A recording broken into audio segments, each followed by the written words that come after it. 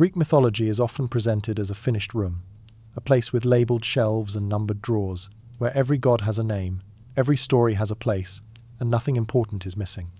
It feels complete in the way a museum feels complete, quiet and orderly, with the sense that nothing new can be added and nothing old has been lost. The longer you stay inside that feeling, though, the more you begin to notice that it is built from repetition, not from wholeness. The same names return again and again, the same stories circle the same moments, and familiarity slowly replaces curiosity. What feels complete may only be what has been remembered often enough to feel permanent. Memory is a strange kind of survival. Myths do not endure because they are true in any final sense, but because they are told and told again, until their edges smooth and their gaps disappear from notice. Over time, what remains begins to feel inevitable. What fades begins to feel as if it never existed at all. In this way, forgetting does not announce itself. It does not arrive with noise or violence. It arrives as comfort, as the relief of not needing to hold too much at once. If you listen carefully to the early layers of Greek myth, beneath the polished versions that are usually taught and repeated, you begin to sense something softer and less certain. There are fragments that do not quite fit. There are roles that appear briefly and then dissolve. There are references that feel unfinished, as if something was once there that no longer needs to be explained because it is no longer seen. It is in these thin places, in the margins rather than the center, that a quiet absence begins to take shape. This absence does not feel like a wound. It feels like an outline, a space where something once rested, not removed by force, but allowed to fade until the space itself became invisible. Some early texts and neighboring traditions hint at a feminine presence tied not to one domain, but to the movement between all domains. A presence linked to cycles, to return, to decay and renewal, to the gentle and unstoppable motion that carries everything forward and then back again. She is not given a clear form. She does not settle into a single name. She appears as suggestion rather than statement, as implication rather than declaration. Over time, as stories hardened into structure and structure hardened into tradition, this kind of presence became difficult to hold. It asked too much. It asked listeners to remain inside uncertainty, to accept that change itself was sacred, that nothing stood still long enough to be owned. So the stories leaned toward figures who could be shaped, named, placed, and remembered easily. What could not be placed was not attacked. It was simply left behind. What remains is not the memory of a goddess, but the feeling that something fundamental has gone quiet. A sense that time itself was once felt as a living thing, a presence rather than a measurement, and that this way of seeing the world has thinned without us quite noticing when it happened. The stories still speak of fate and prophecy and destiny, but they no longer speak of time as a being that breathes with the world. They speak of it as a line, a path, a count. And so the mystery here is not the disappearance of a name, but the disappearance of a way of seeing. The question is not who she was, but how a culture slowly forgot how to notice her. This forgetting did not remove something from the world. It reshaped the world so that what had once been visible no longer stood out at all. If something is missing, the next step is not to search for it again now. Civilizations do not remember everything they experience. They remember what settles easily into shape, what fits into language, into law, into teaching, into ritual, into repetition. What cannot be shaped this way does not vanish, but it slowly loses its voice. It becomes harder to repeat, harder to teach, harder to pass along in the simple forms that memory prefers. Over time, it stops being chosen, not because it is forbidden, but because it is heavy. Stories that survive are not always the most accurate ones. They are the ones that feel useful. They explain the world in ways that support the way the world is already arranged. They tell people where they belong, what to expect, what is allowed to change, and what must remain the same. In this way, myth becomes not only a story about the past, but a quiet instruction for the present. It tells listeners what kind of world they live in, and what kind of world they should accept. This is not done through planning or control. It happens through comfort. A story that feels stable is repeated. A story that feels unsettling is softened. A story that feels too large is simplified. A story that resists being placed is slowly ignored. Over generations, this gentle pressure reshapes the landscape of memory. What remains feels natural not because it always was, but because it is all that is left. When myths move from voices into writing, this process becomes more visible. Oral stories are fluid. They shift with the teller, with the listener, with the moment. They allow contradiction, ambiguity, and change. Written stories, by contrast, want clarity. They want names, roles, lines, and order.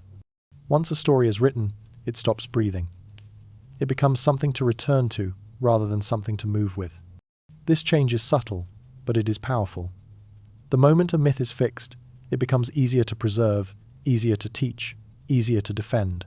But it also becomes less able to hold what is uncertain. What does not settle into clear shape becomes difficult to include. Over time, only the parts that sit still remain visible. In this shift, a goddess of time as living motion becomes difficult to keep. She is not a ruler, not a lineage, not a law. She does not give commandments or prophecies that point to a final outcome. She represents change itself, not as an event, but as a condition. She suggests that nothing remains as it is, not even the stories that describe the world. This is not an evil idea. It is a deeply honest one. But it is not a comforting one. Societies depend on continuity. They depend on the feeling that the world tomorrow will resemble the world today, that systems will hold, that structures will endure. A living, breathing concept of time quietly undermines this hope. It reminds people that everything passes, everything shifts, everything becomes something else. So myths drift toward figures that promise order, permanence, and hierarchy. Gods of law, gods of kingship, gods of destiny, gods of boundaries. These figures reassure listeners that the world has shape, that it can be understood, that it can be trusted to remain within known lines. The goddess of time does not offer this reassurance. She does not promise that things will stay. She promises that they will move. And so, over generations, she becomes harder to place. She does not disappear. She becomes thin. She becomes background. Her presence fades into metaphors, into rituals, into rhythms that are practiced but no longer named. What is left is not a lie, but a narrowing, a reduction of what can be easily held by memory. Forgetting, then, is not a failure of attention. It is the shape that attention naturally takes when it moves through systems that prefer stability. It is how cultures protect themselves from what feels too fluid, too open, too uncertain to live inside for very long. What survives feels like truth. What fades feels like nothing. But what fades is often what once held the widest view. If forgetting has a structure, then something specific was shaped by it, and that shape begins with how time itself was redefined. Long before time was divided into hours and minutes, before it was drawn as a line stretching from past to future, it was felt as something that moved through the world like a current. It was not something people stood outside of and observed. It was something they lived inside. It arrived with light and left with darkness. It rose in warmth and settled in cold. It could be heard in the wind, seen in the leaves, felt in the body. Time was not counted, it was noticed. In this way of seeing, time did not belong to anyone. No one owned it, stored it, saved it, or spent it. It was not a resource and not a rule. It was a rhythm that everything shared. Crops grew when they grew. Animals migrated when they migrated. People aged, healed, and grieved in patterns that could be sensed but not controlled. Life did not move forward. It moved around, and around again. Within such a world, the idea of a goddess of time does not feel strange. It feels natural. Not as a ruler seated above the flow, but as the flow itself given form. She would not command time. She would be time, breathing through seasons, turning birth into growth, growth into decay, decay into renewal. She would not judge what should happen next. She would carry everything into what comes next. This kind of presence does not fit easily into stories built around heroes and victories. It does not offer triumph or defeat. It offers continuation. It does not point toward a final meaning. It dissolves the need for one. It says only that what is now will become what is not, and what is not will return as something else. This is a gentle truth. It is also a demanding one. As civilizations grew more complex, they began to depend on stability. They needed harvests at predictable times. They needed labor to arrive on schedule. They needed laws that endured longer than a single season. Slowly, time began to shift from being something that happened to something that could be organized. Calendars replaced seasons. Clocks replaced the sky. Time became something that could be held on paper, hung on walls, placed in towers. It became something that could be divided, owned, and used. It became neutral, mechanical, and abstract. In this new shape, time was no longer a presence. It was a measure. This change did not feel like loss. It felt like progress. It allowed cities to grow, trade to spread, empires to rise. It made coordination possible. It made planning powerful. It made the future feel reachable. But it also made time feel separate. It became something outside the body, rather than within it. Something people raced against, rather than moved with. Something that could be wasted, lost, or run out of. It became a line rather than a circle, a ladder rather than a tide. In such a world, a goddess who embodies time as living motion becomes difficult to recognize. She does not belong to a point on the line. She belongs to the movement of the line itself. She does not promise arrival. She dissolves it. She does not fit into a story that moves from beginning to end. She belongs to stories that have no end. So she becomes invisible. Not because she is denied, but because she no longer matches the shape through which the world is understood. The lens changes. The presence fades. What remains is the measure. This is why she was not removed for being weak. She was set aside for being too deep, too large, too close to the truth that nothing stands still, and nothing belongs only to now. If time once had a face, then somewhere that face must still be faintly visible. When you begin to look for her, you do not find a statue waiting in a temple, or a name carved into a list of gods. You find something quieter, a reference that feels slightly out of place, a role that appears briefly and then vanishes, a story that seems to gesture towards something larger than it can hold. What remains is not a figure, but a feeling that the edges of the story are thicker than the center. In early Greek fragments, and in the stories of older cultures that touched and shaped Greece before it had a name, there are hints of a feminine presence bound not to one domain, but to movement itself. She is associated with return rather than arrival, with renewal rather than creation, with decay rather than destruction. She is present where things change form, where something ends without quite disappearing. But she is never whole. She appears as a seasonal force here, as a quiet background rhythm there. She becomes a mother in one place, a fate in another, a memory in another still. Sometimes she is a name. Sometimes she is a symbol.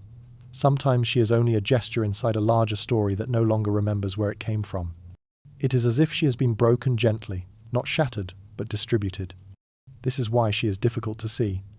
There is no single place to point, no single story to recite, no single image to hold in the mind. What remains is a pattern that repeats itself across different forms.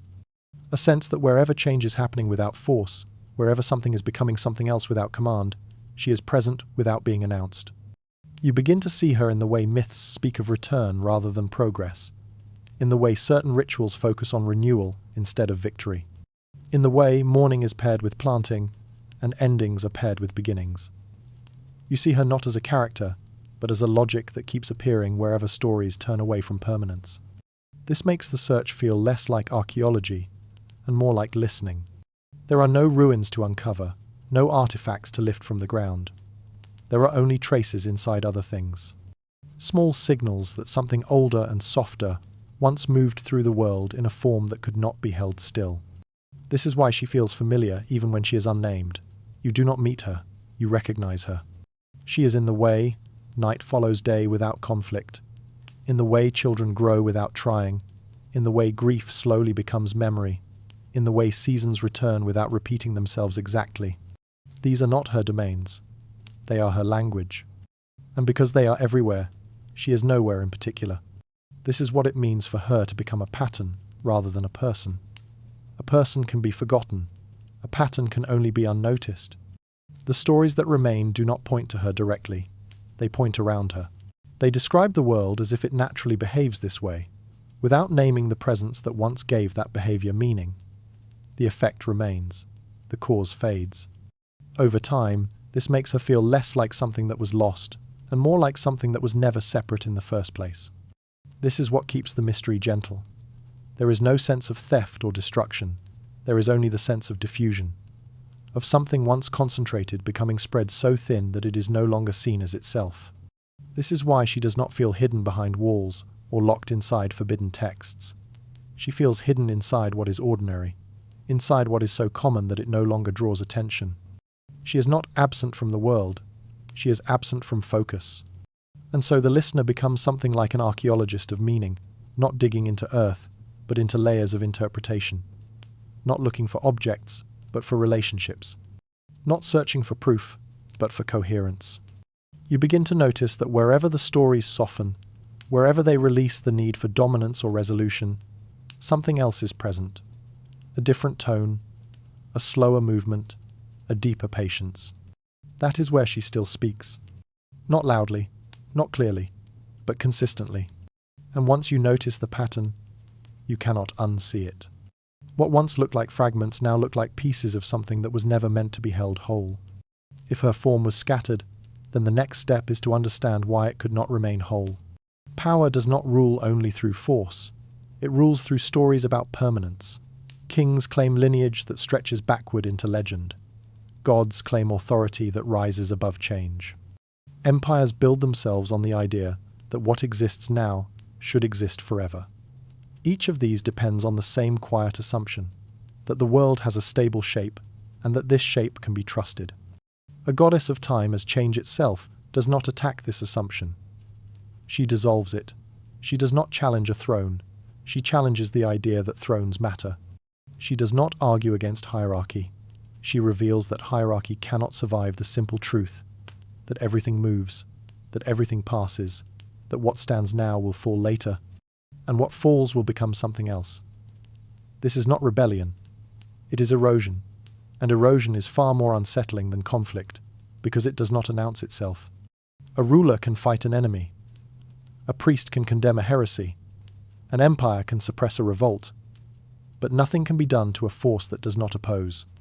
A goddess who represents time as living motion does not resist authority. She ignores it. She does not say that power is wrong. She says that power is temporary. This is why she is dangerous, not because she inspires resistance, but because she inspires perspective. She makes all claims to eternity feel thin. If time is alive, then no law is final. If time is alive, then no order is complete. If time is alive, then no structure can freeze itself into truth. This does not destroy institutions. It simply prevents them from believing they are sacred. And belief is the true foundation of authority. Kings need people to believe that rule is inherited. Gods need people to believe that hierarchy is natural. Empires need people to believe that their boundaries reflect reality. All of this depends on time being treated as a background rather than a force. A goddess who embodies time as presence pulls that background into the foreground. She does not allow the world to feel settled. She does not allow stories to feel finished. She does not allow meaning to feel owned. This makes her incompatible with systems that depend on stability, not evil, not forbidden, simply unusable. And so she is not cast out, not condemned, not defeated. She is set aside in favor of figures who fit better inside the structures being built. Gods become rulers. Rulers become sacred. Time becomes a tool. The goddess becomes unnecessary. This is not suppression. It is selection. Stories that reinforce continuity are chosen. Stories that dissolve it are not. Over time, what is chosen feels true, and what is not chosen feels strange. This is how memory shapes reality without intending to. The goddess of time becomes difficult to place, not because she is false, but because she is too honest. She does not flatter human desire for certainty. She does not promise safety through structure. She offers only movement, change, and return. She offers no final victory, no lasting order, no escape from impermanence. She offers participation in it. This is why she still feels unsettling even now, long after her name has faded. The idea that nothing remains as it is, not even meaning, not even identity, not even the stories we tell ourselves, touches something deep and uncomfortable in the human mind. We want the world to hold still long enough to trust it. She does not allow that. And so she becomes something the culture does not know what to do with. not because she threatens power, but because she refuses to acknowledge it, not because she opposes order, but because she moves before and after it, not because she destroys meaning, but because she reveals that meaning is always moving. This is what makes her too powerful to be worshipped. Worship depends on fixed form, and she has none. She is not a being you can kneel before. She is a truth you must live inside. And truths like that do not become temples. They become silence. They become background. They become the space through which everything else moves. So if she could not remain visible, then she had to go somewhere. Not into hiding, not into exile, but into everything. She does not disappear in a moment. There is no single story in which she falls, no battle where she is defeated, no temple where her worship ends. Instead, her presence becomes thinner and quieter, more diffuse with each retelling, as if something that was once held together has been gently poured into other forms that could be more easily remembered. What was once whole becomes shared. What was once singular becomes everywhere. Her qualities do not vanish. They migrate. They settle into other gods, other stories, other symbols, until what remains no longer looks like a goddess at all, but a pattern spread across the entire mythological landscape. The world does not lose her, it rearranges her. The cycle of life and death, once understood as a unified motion, becomes the domain of Demeter, whose story centers on loss, return, and seasonal rhythm. Fate, once felt as the unfolding of time itself, becomes the work of the Moirai, who measure and cut the thread of each life, as if existence were a fabric that could be divided into pieces. Memory, once part of the great continuity linking past and future, becomes Mnemosyne, the keeper of remembrance, separating what is remembered from what is forgotten. Even eternity, which once meant endless transformation, becomes Chronos, a figure associated with endless duration rather than living change. Each of these gods holds one face of her, one echo of what she once represented as a whole, and together they form a mosaic that no longer remembers it was ever a single image. This division does not feel violent, it feels practical. It allows stories to be organized, rituals to be named, and roles to be taught. It makes the world easier to describe. Instead of a living current that moves through everything, there are now clear domains, clear responsibilities, and clear boundaries. Growth belongs here. Fate belongs there. Memory belongs somewhere else. Time itself becomes something that can be pointed to rather than something that must be felt. In this way, the goddess is not erased, but translated into a language that favors separation over unity, clarity over depth, and structure over flow. And so she becomes harder to recognize, not because she is gone, but because she no longer has a single face. She is present in the planting of seeds, and in the mourning of the dead, in the remembering of ancestors, and in the forgetting of names, in the slow turning of seasons, and in the quiet ticking of clocks. She is there in the way children grow, and in the way elders fade, in the beginning of threads, and in the hands that cut them. She appears wherever something becomes something else without being forced, wherever change arrives without violence, wherever endings do not feel like disappearance but like turning. Because she is everywhere, she is nowhere in particular, and because she is nowhere in particular, she no longer draws attention. This is why she feels strangely familiar, even when she is not named. People still live inside her rhythm, even if they no longer speak of her. They still wake and sleep, grow and decay, remember and forget. They still move through beginnings and endings that do not feel like edges, but like curves. The world still behaves as if she were present, even if the stories no longer say that she is. This is the quiet resolution of her disappearance. She was not removed from the world. She was absorbed into it. And this is why the idea that she is gone never quite feels true. Something in us resists that conclusion. Something notices that the functions she once held are still active, still shaping experience, still moving everything forward and back again. We sense her in the way time feels heavy or light, fast or slow, kind or cruel, depending not on clocks but on presence. We sense her when moments stretch and when years collapse, when something ends and yet does not feel finished. So the mystery is not where she went, but how she became so close that she is no longer seen as separate. She is not lost in history. She is hidden in familiarity. She is not missing from the world. She is missing from focus. Perhaps that is the final transformation, not disappearance but intimacy, not exile but nearness, not silence, but a voice so constant that it fades into background. What once stood as a goddess now moves as a condition of being. What once had a name now has no need for one, and so the goddess of time is still here, just no longer herself. In their earliest forms, myths do not explain how the world should be arranged. They describe how it feels to live inside it. They speak in images, in cycles, in contradictions that are not meant to be resolved but held. A river can be both a boundary and a path. A god can be both creator and destroyer. Time can be both gentle and cruel. These stories do not instruct, they echo. They mirror human experience rather than organize it. But as societies grow, as populations expand and cities rise, this kind of fluid language becomes difficult to live with. Order becomes necessary. Stability becomes valuable.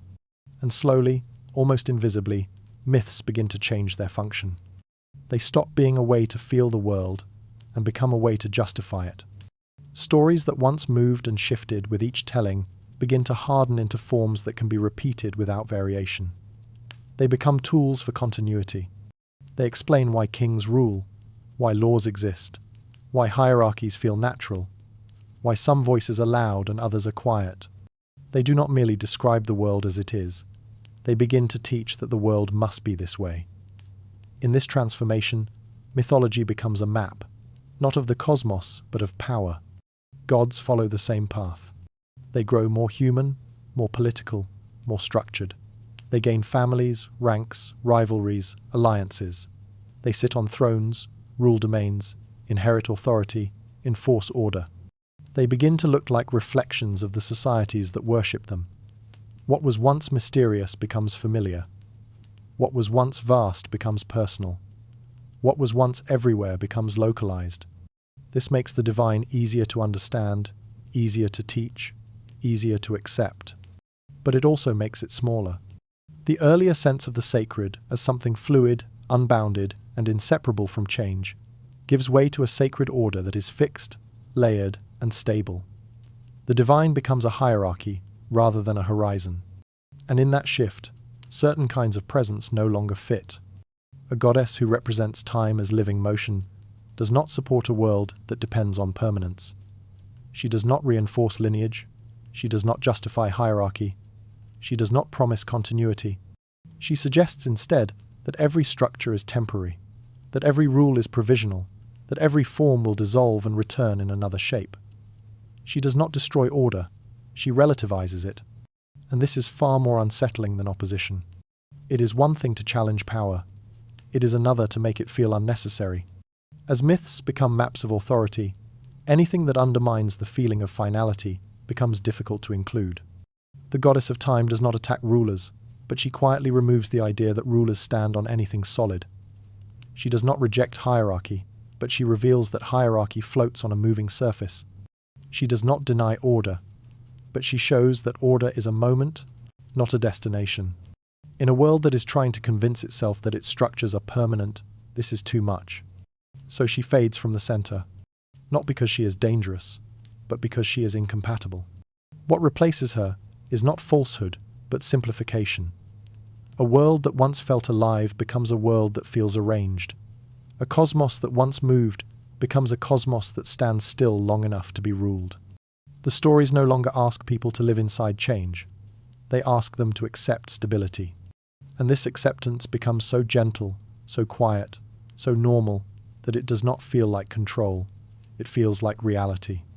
The absence of the goddess becomes a silence that smooths the edges of uncertainty. Without her, the world feels less open, but more secure. Less alive, but more understandable. Less fluid, but more dependable. Her absence does not feel like loss. It feels like clarity. This is why authority does not need to be enforced when it is supported by story. People do not feel ruled. They feel oriented. They feel that the world makes sense, that things are where they belong, that the way things are is the way things should be. The deepest power is not the power that commands, but the power that makes its own existence feel natural. And in this way, the goddess of time does not disappear from myth because she is rejected, but because she reveals too much. She reveals that nothing holds still long enough to be owned, that no structure lasts long enough to be sacred, that no story stays true long enough to be final. Her silence makes authority feel eternal, and that is why it remains. If her silence serves power, then the next question is, who benefited from that silence? Human beings are shaped not only by what they know, but by what they can bear to feel. Change, impermanence, and loss are not abstract ideas, but lived experiences that touch the deepest layers of identity and attachment. To live is to watch things arrive and then leave again, and while this movement is beautiful, it is also painful. Every friendship contains a future absence. Every beginning carries an ending within it, and every moment is already becoming memory. A living concept of time does not hide this reality, but brings it closer, asking people to remain present with the fact that nothing stays and that what is loved will one day be lost. This is not cruelty, it is the shape of existence, but it is not easy to live inside that shape for very long. So people turn towards stories that soften this truth. They seek narratives that promise continuity and order, that suggest what matters will somehow be preserved, and what is built will endure. These stories do not deny change, but place it in the background, while foregrounding stability, transforming the open rhythm of time into something that feels controlled and safe. In this way, time becomes less a living motion, and more a neutral backdrop against which life unfolds. This shift is not a lie, but a comfort, a way of making the world feel manageable and less overwhelming. A goddess who embodies time as change itself challenges this comfort, not through opposition but through honesty. She asks people to feel the full weight of becoming, aging, and letting go, to accept that no relationship remains untouched by time and no identity remains as it was. This truth is not harsh, but it is heavy, and cultures do not drift away from her because she is wrong, but because she is too close to grief, too close to loss, too close to the reality that everything moves on. In this sense, her disappearance is not an act of suppression, but an act of relief, a gentle leaning away from what feels too large to hold. People do not forget her because they are controlled, but because remembering her requires a willingness to sit with discomfort, to acknowledge that nothing they love will stay exactly the same. This kind of remembering demands emotional courage, and most societies quietly choose ease instead. They choose gods who promise protection, myths that promise meaning without loss, and systems that promise continuity in a changing world. Over time, this preference shapes memory itself, and without any deliberate decision being made, her presence fades from the stories that are told and retold. This does not make the world less true, but it makes it more livable. Something is traded in the process. The ability to rest inside change is exchanged for the desire to resist it, and the peace of accepting impermanence is replaced by the comfort of believing in permanence. This exchange feels like progress, like growth, like civilization itself, yet it leaves behind a quiet hunger, a sense that something honest has been set aside in favor of something reassuring. In this way, the goddess of time is not forgotten by rulers or removed by force, but gently released by those who wish for what will last, who hope for what will not leave, and who long for a world that does not move faster than the heart can follow. Her absence is not the mark of control but the echo of longing, and this longing lives in everyone who has ever wanted a moment to stay. If forgetting is emotional, then memory itself becomes the final battleground. When time is no longer felt as something we live inside, it becomes something we stand outside of and chase. It becomes a thing that moves without us, a line that runs forward whether we are ready or not. In this way, time stops feeling like a rhythm and starts feeling like a pressure. People begin to speak of having enough time, or not having enough, of wasting time or saving it, of losing it, spending it, fighting it, racing against it. These are not metaphors of participation. They are metaphors of struggle. They reveal a relationship that has shifted from belonging to opposition. This shift does not happen suddenly. It unfolds quietly across generations, embedded in habits, schedules, technologies, and expectations. Life becomes organized around clocks rather than around light, around deadlines rather than around seasons, around productivity rather than around presence. The body still moves in rhythms, but the world no longer waits for them. Sleep becomes something to manage, hunger something to schedule, rest something to earn. The natural cycles that once shaped experience are overridden by artificial ones that do not respond to human limits. In this environment, time no longer feels like a companion. It feels like a demand. The result is not efficiency but exhaustion, not clarity but anxiety. People feel constantly behind, even when nothing is chasing them. They feel that life is rushing past them, even when they are standing still. They feel that they are late to their own existence, as if something important is always happening just ahead of where they are. This sense of being out of step with one's own life becomes a quiet background condition. It does not scream. It hums. This is the emotional cost of forgetting time is alive. When time is no longer felt as a living presence, people lose the ability to rest inside it. They lose the sense that there is room to be where they are.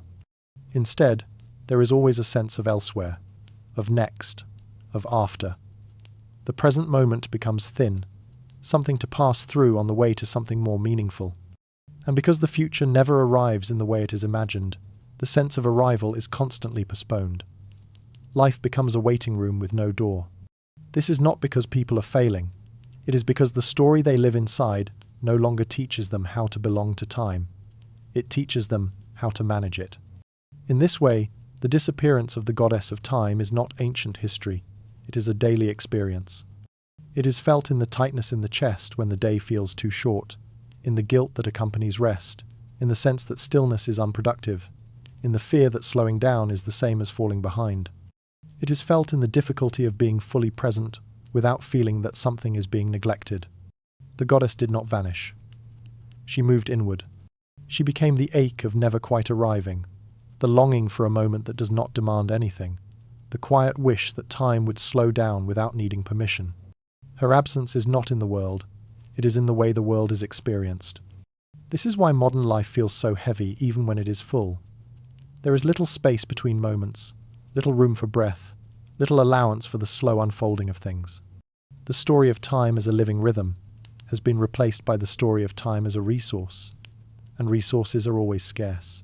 So people hoard moments, they chase experiences, they optimize their lives, they measure their days, and in doing so, they lose the sense of being held by something larger than their plans. This is not a moral failure, it is a cultural condition, and like all conditions, it leaves traces. It leaves a longing for slowness, a hunger for depth, a desire to feel that life is not just happening to us but with us. If her absence shapes our inner world, then traces of her must still surface somewhere. In the places where people slow without reason. In the moments when time stretches instead of shrinks. In the quiet spaces where nothing needs to be done. That is where the search now turns. Even as calendars became straight lines and time became something to measure, many older ways of moving through the year never disappeared. They simply moved beneath the surface into customs that feel ordinary, into rituals that no longer announce themselves as sacred, into habits that are practiced without explanation. People still gather at certain moments of the year, still pause when the light changes, still mark beginnings and endings, not because a schedule demands it, but because something inside them recognizes the turn. This is not nostalgia or tradition for its own sake. It is the persistence of a deeper rhythm that has never stopped moving through human life. Harvest festivals are one of the clearest expressions of this. Long after most people stopped depending directly on the land for survival, communities continued to gather when crops were brought in, when fields were cleared, when something had been completed and something else could begin. These gatherings are not about efficiency or productivity, but about recognition. They acknowledge that growth takes time, that effort unfolds across seasons, and that completion deserves a pause. In these moments, people step briefly out of linear urgency and back into cyclical awareness, even if they no longer have words for that shift.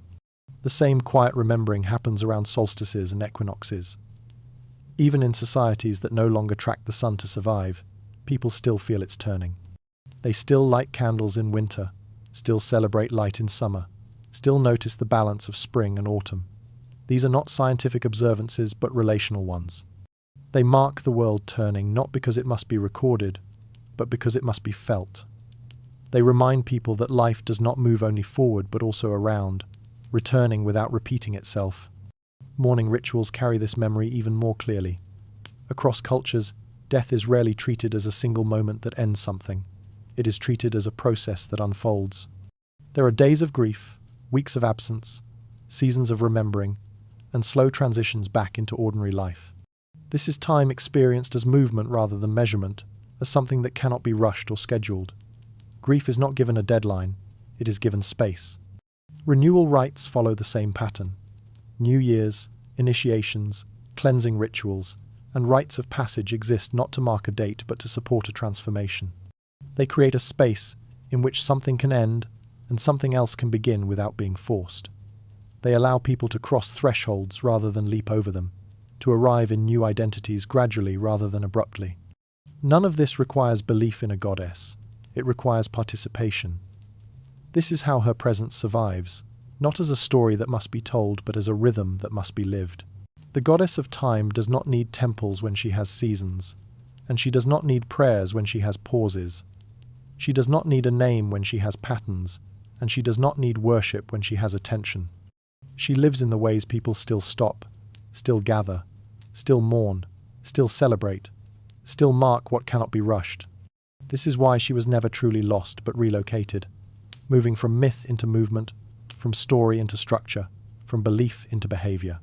People still honor her when they rest after harvest, when they light a candle in winter, when they sit with grief instead of escaping it, when they celebrate a birth, and when they recognize a change not as a disruption, but as a turning. These acts are not symbolic, they are practical. They allow human life to remain in conversation with time instead of in conflict with it.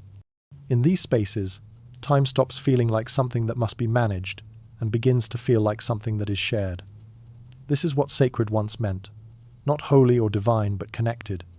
That connection is still alive in kitchens and fields, in cemeteries and celebrations, in quiet mornings and long evenings, in the subtle sense people still have for when it is time to begin and when it is time to stop. The goddess did not vanish. She learned to live where no one was looking for her. If she lives in cycles, then she may also live in the body. Long before calendars were carved, before bells rang from towers or glowing numbers filled screens, there was the body. It rose and rested, opened and closed, grew and healed without instruction and without measurement. Light called the eyes open, and darkness invited them to close. Hunger arrived when it arrived, and fatigue came when it came.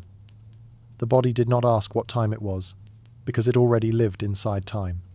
It moved with the day, with the seasons, with the slow arc of growth and decline, and this movement was not learned, but remembered. This memory still exists beneath modern life, quiet but persistent, shaping experience even when it is no longer noticed. Beneath schedules, alarms, and expectations, the body still moves in waves. Breath deepens and softens on its own. The heart speeds and slows without permission. Attention drifts and returns without command. Sleep arrives in cycles that cannot be forced. Healing takes as long as it takes. Grief unfolds in its own rhythm, and joy rises and fades without consulting a clock. These are not functions that can be optimized or controlled. They are movements that happen because something inside knows when it is time to change. The body does not experience time as a resource to be managed, but as a presence to be lived. This is what makes the body the last true temple of living time. It is the place where time is not an idea but an experience, not a line but a rhythm, not something outside us, but something moving through us. Here, the goddess does not appear as a figure or a belief, but as the intelligence that governs when something begins and when something ends, when something needs rest and when something is ready to move again. She is present in the moment when sleep arrives without being forced, in the slow closing of a wound, in the gentle return of appetite after illness, and in the quiet shift from grief to memory. Modern life feels strange to the body because it asks it to live inside rhythms it did not create. It asks it to wake when it is tired, to eat when it is not hungry, to rest when it has no room, and to work when it is empty. It asks the body to obey clocks instead of itself, and while the body tries to adapt, it never forgets what it knows. It remembers that time is not something to be beaten, that rest is not failure, that slowness is not a flaw, and that healing cannot be rushed. This remembering is not intellectual. It is cellular, living in tension, in fatigue, in relief, and in release. This is why listening to the body often feels like slowing down. It is not because the body is slow, but because the world has become fast. When someone finally rests without guilt, the body recognizes it. When someone cries without rushing to stop, the body releases. When someone breathes deeply without trying to achieve something, the body settles. These moments are not indulgences. They are returns, small acts of remembering what it means to live inside time rather than chase it from outside. In these returns, life stops feeling like a race and starts feeling like a movement, not a path to be completed, but a tide to be lived. The body does not hurry toward meaning, it grows into it. It does not rush toward identity, it becomes it. This is the quiet wisdom that modern culture often forgets, but never fully erases. The sense that presence is not produced by effort, but by permission, and that time does not need to be conquered to be experienced deeply. If the oldest shrine to the goddess of time is anything, it is not a temple of stone but a body that is finally listened to, a life that is allowed to move at the speed of its own unfolding. In this listening, something softens, something opens, and something long forgotten becomes gently present again. And if she lives within us in this way, then remembering her may change not what we believe but how we live. Remembering her does not arrive as a revelation or a burst of insight. It does not feel like discovering a secret or uncovering a hidden truth. It feels more like letting go of something that has been held too tightly for too long. The mind does not suddenly know more, but it needs less. The heart does not gain new answers, but it loosens its grip on old questions. Remembering her is not an act of understanding, but an act of permission, a quiet allowance to stop striving, to stop rushing, to stop trying to force life into a shape that can be controlled. This is why remembering her feels like rest.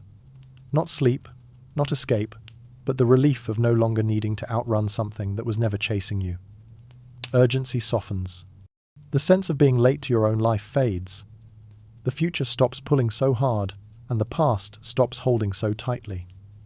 The present becomes wide enough to stand in without feeling crowded. In this space, nothing needs to be completed before it can be experienced. Nothing needs to be finished before it can be meaningful. What changes is not the world, but the way the world is met. Time stops feeling like a corridor that must be hurried through and starts feeling like a room that can be entered. Moments stop feeling like obstacles between now and later and begin to feel like places where life is actually happening.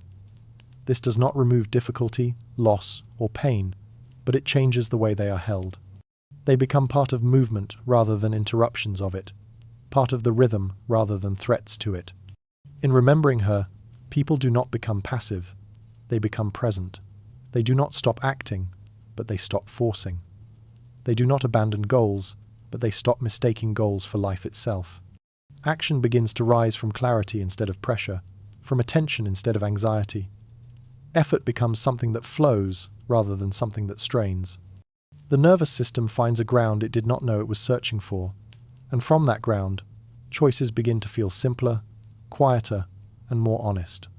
This is why remembering her feels like peace, even when nothing outward has changed. Peace is not the absence of motion, it is the absence of resistance to motion.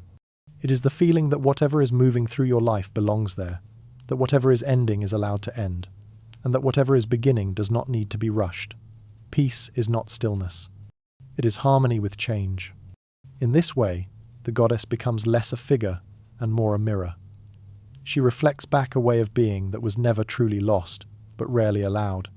She does not ask to be believed in. She asks to be listened to. She does not demand devotion. She invites attention. And in that attention, something inside the listener remembers how to soften, how to trust movement, how to release the need for control without falling into chaos. This remembering is subtle. It does not announce itself. It does not arrive with certainty or clarity or conviction. It arrives as a small shift in how a moment is held, as a gentler breath, as a pause that is no longer filled immediately, as a sense that nothing needs to be fixed right now. These shifts are quiet, but they accumulate. They reshape a life not through dramatic change, but through continuous easing. This is why remembering her does not feel powerful in the way power is usually imagined. It feels light, it feels spacious, it feels like laying something down rather than picking something up. It feels like returning to a pace that was always yours, to a rhythm that never truly left, to a way of living that does not need to prove its worth by speed or its meaning by productivity. And in this remembering, something ancient becomes present again, not as a story about the past, but as a way of inhabiting the present. Life stops being something that happens to you and becomes something that happens with you. Time stops being something you are running out of and becomes something you are living inside. The goddess stops being something you search for and becomes something you feel. With her presence now internal, the story can turn toward how modern culture responds to this quiet remembering. Ancient knowledge is rarely lost in a single dramatic moment. It is more often reshaped, reorganized, and quietly moved aside as cultures decide what belongs at the center of memory and what can remain at the edges. As stories were collected, written down, translated, and studied, they were sorted into forms that could be understood, taught, and preserved. Genealogies mapped divine families, heroic tales reinforced ideals of courage and order, and moral myths offered lessons that could be repeated across generations. These forms were not chosen because they were truer than others, but because they were easier to hold. They fit into systems of classification that allowed knowledge to feel complete, orderly, and stable. Anything that resisted these shapes became difficult to keep.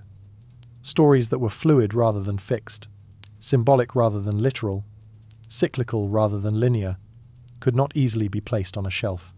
They did not become forbidden, they became awkward. They did not vanish, they were sidelined. They were labeled obscure, regional, symbolic, or secondary, not because they were false, but because they did not reinforce the organizing principles that scholars and institutions relied upon to make sense of the past. Over time, what was central became visible, and what was marginal became quiet. This is how the goddess of time survived, not in temples or epics, but in footnotes, variations, local traditions, and fragments that never became authoritative. She appears in alternate versions of familiar myths, in regional cult practices that were never fully absorbed into the dominant tradition, and in symbolic roles that were noted but not emphasized. Her presence was not denied, but it was never centered. She was allowed to exist only in forms that did not disrupt the main structure of the story. What survives this way does so without protection. It has no institutional support, no canonical status, no official place. It remains vulnerable to neglect, reinterpretation, and disappearance, not because it is weak, but because it is unsupported. This is what it means to be unofficial. Not false, not hidden, not erased, but simply unbacked by the systems that decide what matters enough to be remembered loudly. And yet, these marginal things have a strange power. Because they are not polished into final forms, they retain their ambiguity. Because they are not standardized, they retain their ability to shift and adapt. Because they are not protected, they remain alive. They continue to change with those who encounter them, rather than becoming frozen into a single authorized meaning. The goddess of time belongs to this category. She does not survive as a statue or a lineage or a named role, but as a pattern that keeps reappearing in unexpected places. She surfaces wherever stories soften instead of harden, wherever endings fold back into beginnings, wherever transformation matters more than outcome. She exists in the margins because she cannot be reduced to a shape that fits neatly inside a system designed for permanence. This is why her survival is not historical in the traditional sense. It is not recorded, not preserved, not archived in ways that make it easy to trace. It is lived, remembered, and reimagined in ways that do not leave clear records behind. It survives in how people feel time, not how they describe it. It survives in how rituals unfold, not how texts explain them. It survives in tone, not in title. And tone is difficult to catalogue. So her presence remains scattered, fragile, and quiet, carried not by institutions but by individuals, not by libraries but by lives. This kind of survival does not look impressive. It does not feel powerful. It does not announce itself as important. But it shapes culture in ways that centralized authority never can, because it moves through everyday experience rather than official memory. The center of a tradition defines what is known. The margins define what is possible. This is why what does not fit the shelf matters. It holds what cannot be contained. It preserves what cannot be standardized. It carries what cannot be owned. The goddess of time does not survive because she was protected. She survives because she could not be captured. She remains where no one thought to look for her, in the places between categories, in the spaces between versions, in the gaps between what is taught and what is felt. And if her traces are marginal, then the next step is to look where no one was meant to look. When the search widens beyond Greece, the shape that was once faint becomes more familiar. The same quiet presence appears again and again, under different names, in different stories, across cultures that never met and languages that never shared words. There is no single thread to trace and no lineage to claim, but there is a shared intuition that surfaces wherever people tried to give form to time as something alive rather than something owned. It is this repetition, without connection, that gives the pattern its weight. In Mesopotamia, time moves through goddesses who carry both fertility and decay, figures who preside over growth and loss without separating them into opposing forces. In Anatolia, ancient rites centered on cyclical renewal, on the dying and returning of life through seasons that never stopped turning. In Egypt, time was not simply measured but embodied through concepts of return, continuity, and rebirth that shaped both ritual and architecture. Even in later mystical traditions, time appears not as a line but as a wheel, not as a path but as a dance, not as a number but as a presence that surrounds and moves through existence. These figures are not identical. They do not share stories, symbols, or names, but they share a role that feels older than any single culture. They hold the rhythm of becoming itself. They do not rule events, they carry them. They do not enforce destiny, they unfold it. They do not stand outside the world and judge it. They move inside it and transform it. This is why they are so often feminine, not because femininity is passive or gentle, but because these figures are associated with processes rather than positions, with movement rather than command, with change rather than control. They are not thrones, they are tides. They do not occupy space, they shape it. When these patterns are seen together, something shifts. The goddess stops looking like a Greek anomaly and starts looking like a human response. Not a local invention, but a shared attempt to name an experience that was once central to how life was understood. Time as living force, change as sacred movement, becoming as the foundation of reality. This is the moment where the story widens beyond history and into psychology. The goddess was not forgotten by Greece. She was outgrown by it. As societies moved toward complexity, permanence, and expansion, their stories needed to reflect those priorities. Gods became rulers. Myths became hierarchies. Time became something to manage rather than something to live inside. The earlier, wider, softer understanding of time did not disappear because it was false. It disappeared because it no longer matched the direction of civilization. But it did not disappear everywhere. It remained where life still moved in visible cycles, where death and birth were not hidden, where seasons still shaped daily experience, where continuity mattered more than progress. It remained in cultures that stayed closer to land, to ritual, to renewal, to return. It remained wherever the world was, still experienced as a living process rather than a machine. This is why the goddess appears in so many forms and never settles into one. She is not a being. She is a way of seeing. She is not a character. She is a relationship with change. And relationships shift as cultures shift. So she does not leave when one story no longer needs her. She moves into another. She does not vanish when one language stops speaking her. She appears in another that still does. She is not lost. She is mobile. This is the deeper meaning of her absence from Greek myth. It is not a loss of memory, but a change of focus. Greece did not forget her. Greece replaced her with something else that suited its needs more closely. But the pattern she represented did not stop existing. It simply stopped being central in one place and became visible in many others. This is why she feels larger than any single tradition. She is not owned by a culture. She is carried by humanity itself. She is the human attempt to live inside change without resisting it, to honor time without mastering it, to accept movement without demanding control. This is the second reveal of the story. She was not erased. She expanded. She became too large to be held by one mythology, too deep to be captured by one name, too fluid to be contained by one set of symbols. She did not vanish from Greece. She outgrew it. If she transcends cultures, then her disappearance may reflect something deeper than history. Some things survive because they can be held. They can be written, carved, copied, and passed from hand to hand, stored in libraries, protected by institutions, and repeated by teachers. Laws survive this way, Names survive this way, and stories with clear shapes survive this way. But what does not have a shape cannot be held in the same way, and what cannot be held cannot be preserved by the same methods. It must find another way to continue, one that does not rely on being fixed, recorded, or contained. The goddess of time belongs to this second kind of thing. She is not an object that can be displayed or a story that can be memorized, not a rule that can be enforced or a doctrine that can be defended. She is a relationship with time itself, a way of experiencing change, loss, growth, and return that cannot be separated from the act of living. She is not something you can look at. She is something you live inside. This is why she cannot be archived, because archives preserve what stands still. They collect what has been finished, organize what can be categorized, and require boundaries, titles, authorship, and form.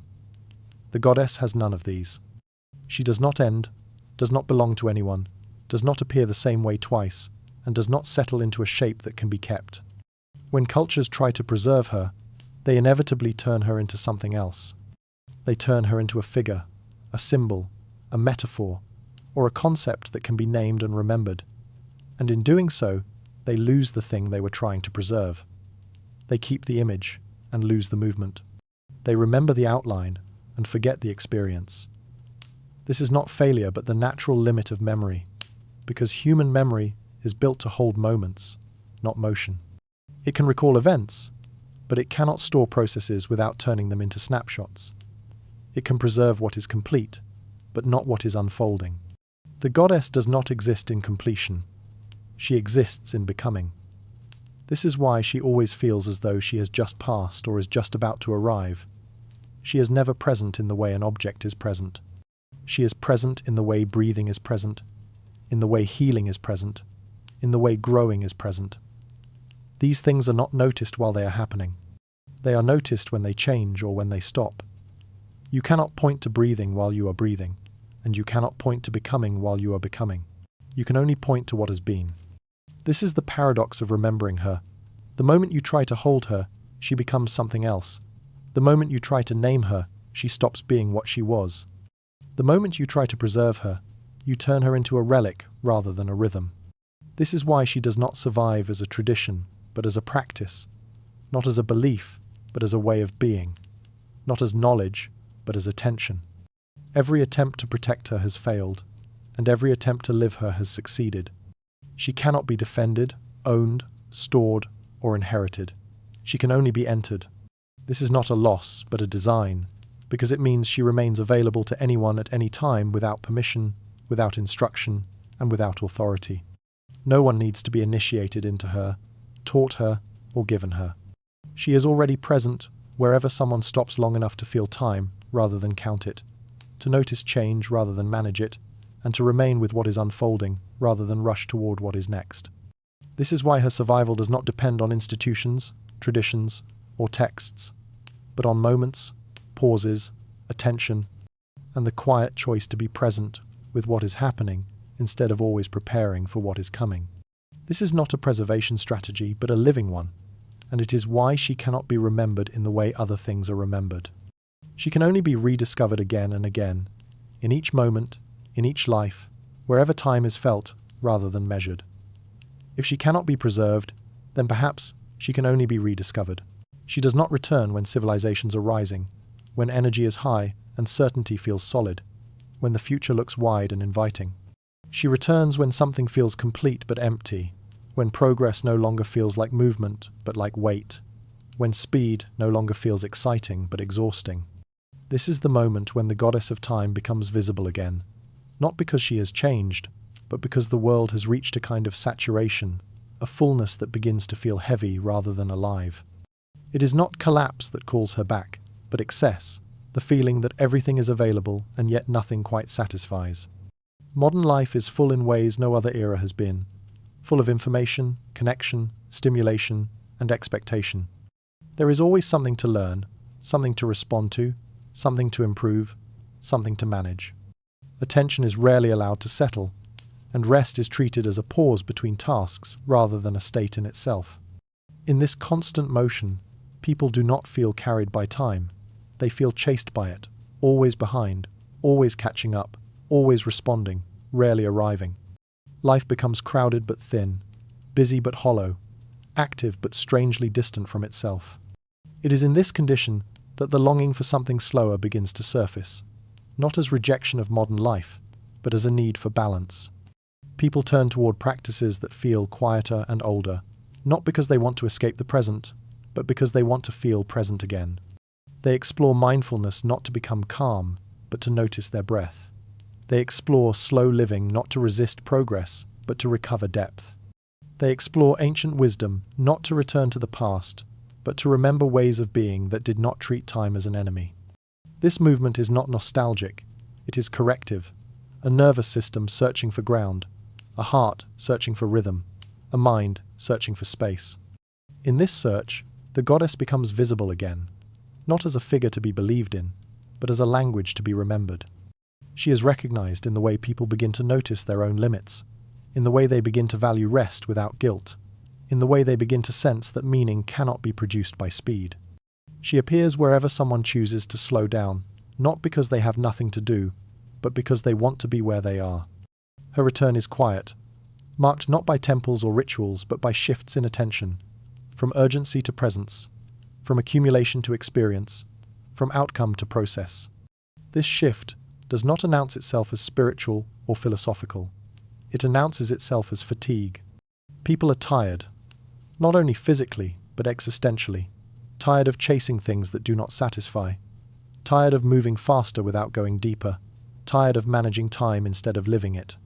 In this tiredness, something opens. Defenses soften, the need to control relaxes, and permission to pause appears. This is the doorway through which she returns, not through belief but through need, not through tradition but through exhaustion, not through teaching but through experience. When people finally admit that they are tired, they stop pretending that speed is strength and stop mistaking busyness for importance. They stop believing that motion is meaning and become available to something else, to rhythm, to cycles, to the sense that life is not something to conquer but something to accompany. This is not a cultural revolution but a personal one, happening one person at a time, one pause at a time, one breath at a time. Someone rests, someone notices, someone slows, someone listens, and in that listening the goddess is not found but remembered, not as a story from the past but as a way of being in the present. If she is being remembered now, it is because now is when she is needed. If her return is psychological, then its impact is personal. When the urgency softens, the world does not slow down, but perception does. The outer pace of life continues, but the inner sense of being pushed forward begins to loosen. The constant feeling that something is about to be missed, forgotten, or fallen behind on fades into the background, and in its place comes a quieter awareness of what is actually happening. This shift does not feel dramatic. It feels like exhaling after holding the breath for too long, like noticing that nothing terrible happens when attention finally rests where it is. Anxiety does not disappear, but it changes shape. It loses its sharp edges and becomes easier to recognize as a signal rather than a command. The nervous system, no longer pressed into constant readiness, begins to settle. Thoughts arrive more slowly and leave more easily. There is space between impulses and actions, between questions and answers, between feelings and reactions. In this space, choice becomes possible again, not as a strategy, but as a response. Attention deepens in this environment. It no longer skims across experience, searching for what comes next, but sinks into what is already here. Sounds become fuller, light becomes softer. The presence of other people becomes more textured and real. Even familiar places feel different when they are not rushed through. They reveal details that were always there, but rarely seen, not because they were hidden, but because attention was elsewhere. This deepening is not effortful. It does not require discipline or training. It happens naturally when the pressure to perform relaxes. The mind, no longer tasked with constant evaluation and planning, becomes available for noticing. The heart, no longer defending against imagined futures, becomes available for feeling. The body, no longer bracing for what is next, becomes available for rest.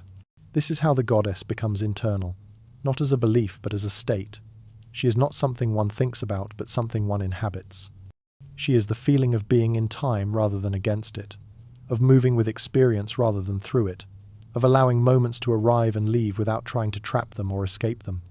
This changes how life is interpreted. Success stops being measured only by speed or accumulation and begins to be measured by alignment and presence. Effort stops being the center of meaning, and meaning begins to arise from connection. Goals remain, but they no longer replace the moment that contains them. They become directions rather than destinations. Relationships change as well. When time is no longer treated as scarce, attention becomes more generous. Listening deepens, responses slow. The need to fix, correct, or optimize each interaction softens into a willingness to simply be with what is present. This does not make people passive. It makes them responsive.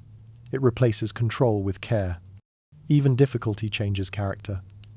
Pain is still painful, loss is still loss, and grief is still grief. But they are no longer experienced as interruptions to life. They become expressions of it. They are recognized as movements within a larger rhythm, rather than as failures or mistakes. This recognition does not remove their weight, but it removes the sense that something has gone wrong simply because something is hard. This is the quiet transformation that happens when urgency is released. Life stops feeling like a task to be completed and begins to feel like a process to be lived. The future stops pulling so hard, the past stops holding so tightly, and the present becomes wide enough to stand in without needing to escape it. This is not a miracle in the sense of something extraordinary happening. It is a miracle in the sense of something ordinary being allowed to be what it is. Breath becomes breath, light becomes light. A moment becomes a moment. Nothing is added, nothing is taken away. Something is simply no longer forced. This is why the miracle is not gaining time but losing the need to control it. In letting go of control, time reveals itself not as an enemy or a resource, but as a medium in which life unfolds. It becomes something to trust rather than something to manage, something to participate in rather than something to dominate. If remembering her changes individuals in this way, then it does not remain only personal. It moves outward through how people act, choose, relate, and create. It shapes families, communities, and cultures slowly, quietly, without needing to announce itself as change at all. And this is how something internal becomes something shared, not through force, but through presence. In a world that measures value through speed, output, and constant expansion, choosing to live in cycles rather than in straight lines becomes a quiet form of refusal. It is not loud enough to be noticed as protest, and not sharp enough to be recognized as conflict. But it is powerful because it changes the direction of attention. Instead of asking how much more can be done, cyclical living asks what needs to be tended, what needs to be allowed to end, and what needs time to grow. This shift does not attack the structures of modern life, but it loosens their hold on the inner world, and that is where their deepest influence lives. Burnout is not only exhaustion of the body, but exhaustion of meaning. It is the feeling that no matter how much is achieved, nothing ever feels finished, that every arrival is only a doorway to the next demand. Living in cycles interrupts this endless forward motion by reintroducing the idea of completion. Something can be done for now, something can be enough for today. Something can be allowed to rest without being justified. In this way, cyclical living becomes an antidote to the hunger that linear progress never satisfies. This is why it feels rebellious. Not because it breaks rules, but because it refuses a story that says worth must be proven continuously. It refuses the belief that growth must be constant, that productivity must be endless, and that rest must be earned. It suggests instead that life has seasons, that effort has limits, and that stillness is not the absence of value, but one of its forms. This suggestion runs quietly against the logic of systems that depend on perpetual motion, because those systems require people to stay just tired enough to keep moving, just unsatisfied enough to keep striving. The goddess, in this context, becomes not forbidden knowledge, but forbidden peace. She does not offer secrets, powers, or hidden truths. She offers permission. Permission to pause. Permission to stop before collapse forces the stop. Permission to listen to limits instead of overriding them. Permission to value what cannot be accelerated. In a culture built on urgency, permission is more disruptive than rebellion. This disruption is gentle. It shows up when someone chooses rest over optimization, presence over performance, enough over more. It shows up when someone allows a project to finish instead of endlessly expanding it. When someone lets a relationship be what it is, instead of trying to make it something else. When someone accepts a season of quiet, instead of filling it with noise. These choices do not look radical, but they change the internal economy of attention. They move value away from accumulation and toward care. Cyclical living also changes how people relate to loss. In a linear world, loss feels like failure, like falling behind, like something that should not have happened. In a cyclical world, loss is recognized as part of the turning. It is not celebrated, but it is not treated as a mistake. This does not make grief easier, but it makes it meaningful, and meaning gives grief somewhere to live, instead of somewhere to be hidden. This is why cyclical living does not create withdrawal from the world, but deeper participation in it. It does not reject work, but it respects rest. It does not reject ambition, but it balances it with completion. It does not reject progress, but it places progress inside a rhythm rather than on an endless climb. In doing so, it restores a sense that life is not a race to be won but a movement to be inhabited. The rebellion here is not against any particular institution, system, or belief. It is against the idea that speed is virtue, that more is always better, and that stillness is waste. It is a rebellion that happens inside choices that look ordinary but feel different. It is not about changing the world directly, but about changing how one moves through it. And because this rebellion is quiet, it spreads quietly. One person rests and makes space for another. One person slows and gives permission to someone else to slow. One person chooses enough and shows that enough can be rich. In this way, a different story begins to circulate, not as ideology, but as example. This is how the goddess becomes active again, not through worship, but through practice, not through belief, but through behavior.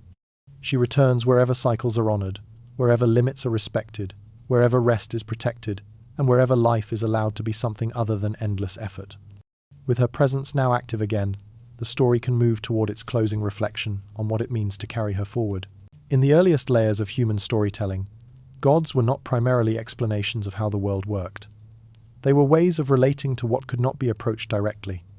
They were not characters in a narrative, but languages for experience, forms through which people could feel their way into forces that were too vast, too subtle, or too intimate to be held as ideas.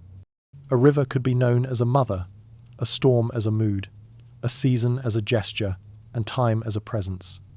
These were not metaphors in the modern sense, but relationships, bridges between inner life and outer reality. The goddess of time belongs to this older way of speaking.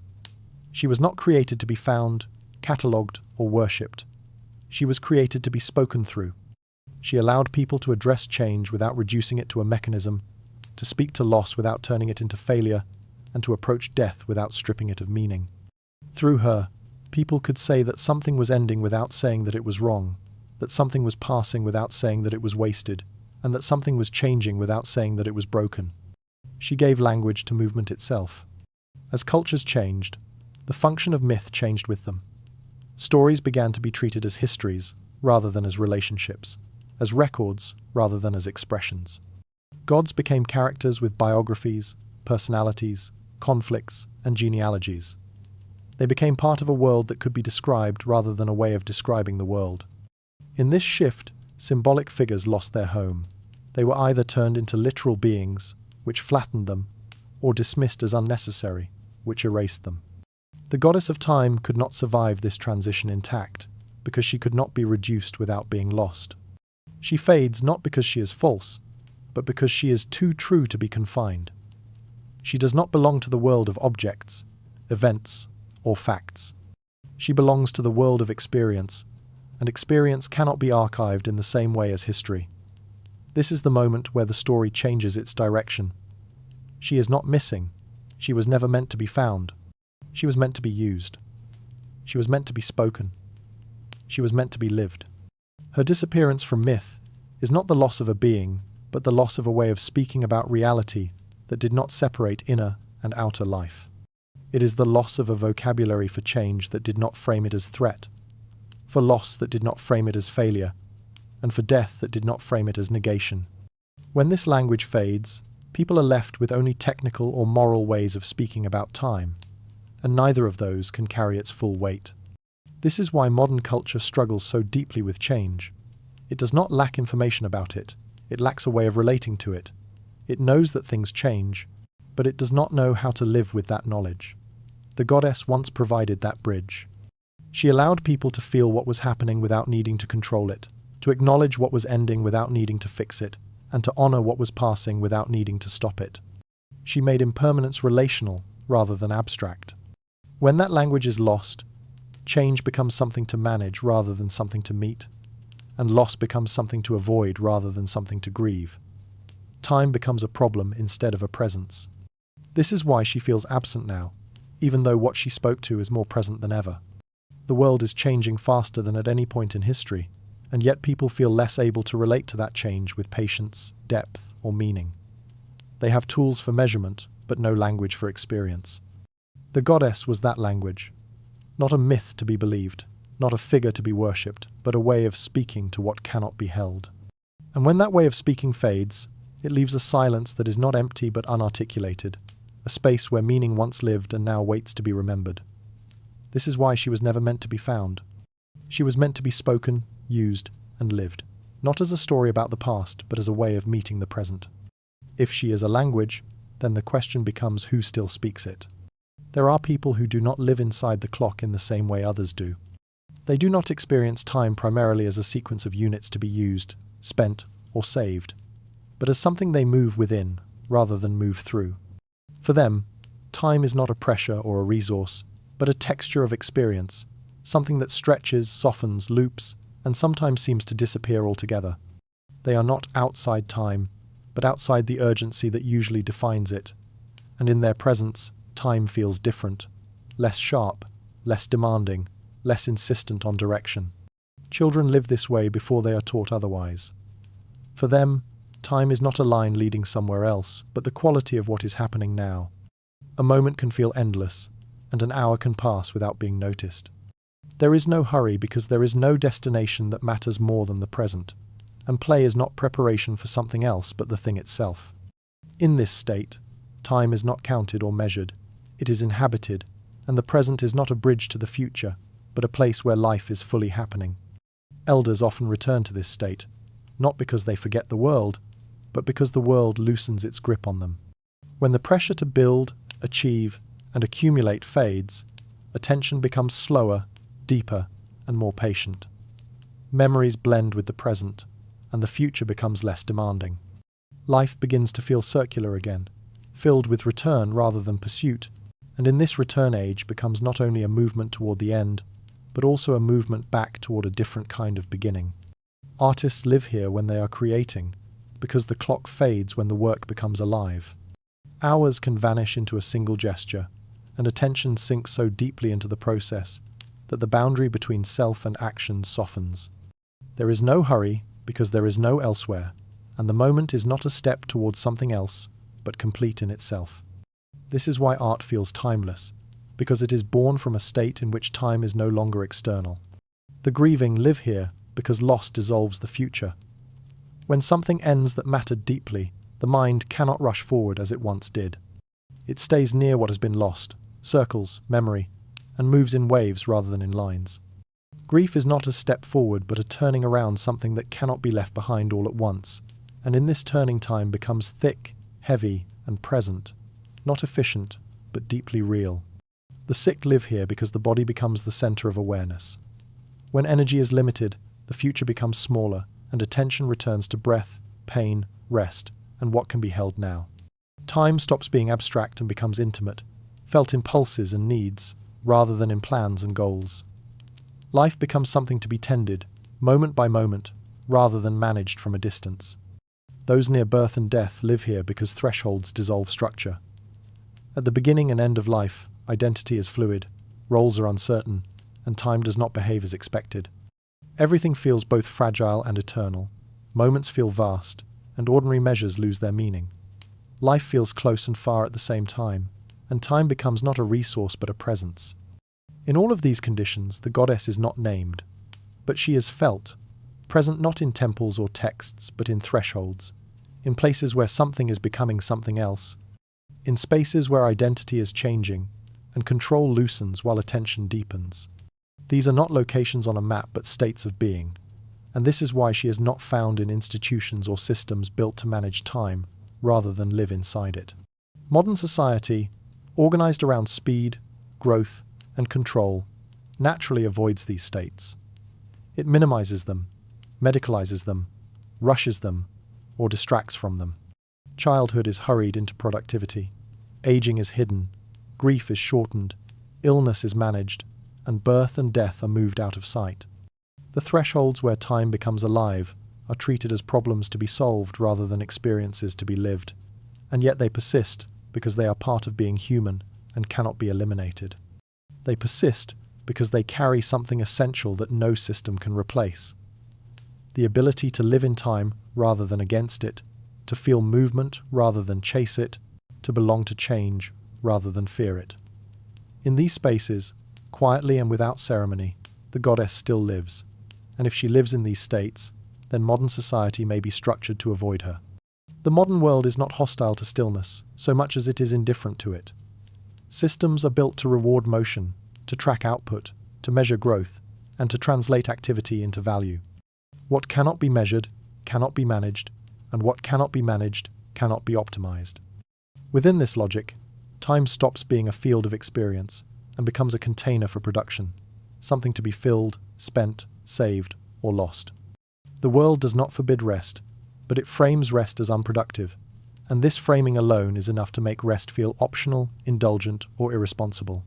Deadlines turn time into pressure, metrics turn life into performance, and acceleration turns movement into virtue. Together, they create an environment in which presence feels inefficient and slowness feels like failure. Attention is constantly redirected toward what is next, what is missing, what is not yet done. There is little room for completion, little space for satisfaction, and almost no language for enough. The result is not oppression but momentum, a quiet force that carries people forward even when they do not remember choosing to move. In such an environment, the goddess does not need to be erased. She becomes irrelevant. She does not fit into schedules, dashboards, algorithms, or targets. She cannot be optimized, scaled, or monetized. She does not generate outputs that can be counted, tracked, or compared. She only changes how life is felt, and feelings do not move markets. So she fades from view, not because she is suppressed, but because she does not register. Distraction becomes the mechanism of forgetting. People are not told to abandon depth. They are offered convenience. They are not told to stop listening. They are given endless noise. They are not told to stop being present. They are given infinite elsewhere. Notifications replace pauses, updates replace reflection, and stimulation replaces stillness.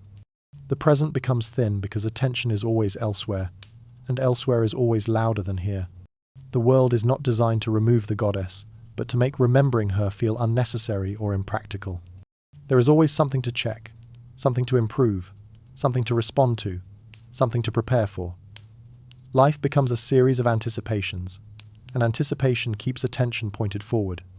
The present becomes a corridor rather than a place, a means to something else rather than something in itself. This design does not require intention. It emerges naturally wherever success is measured by expansion, wherever worth is measured by output, and wherever time is treated as a resource rather than a relationship. No one needs to plan this forgetting.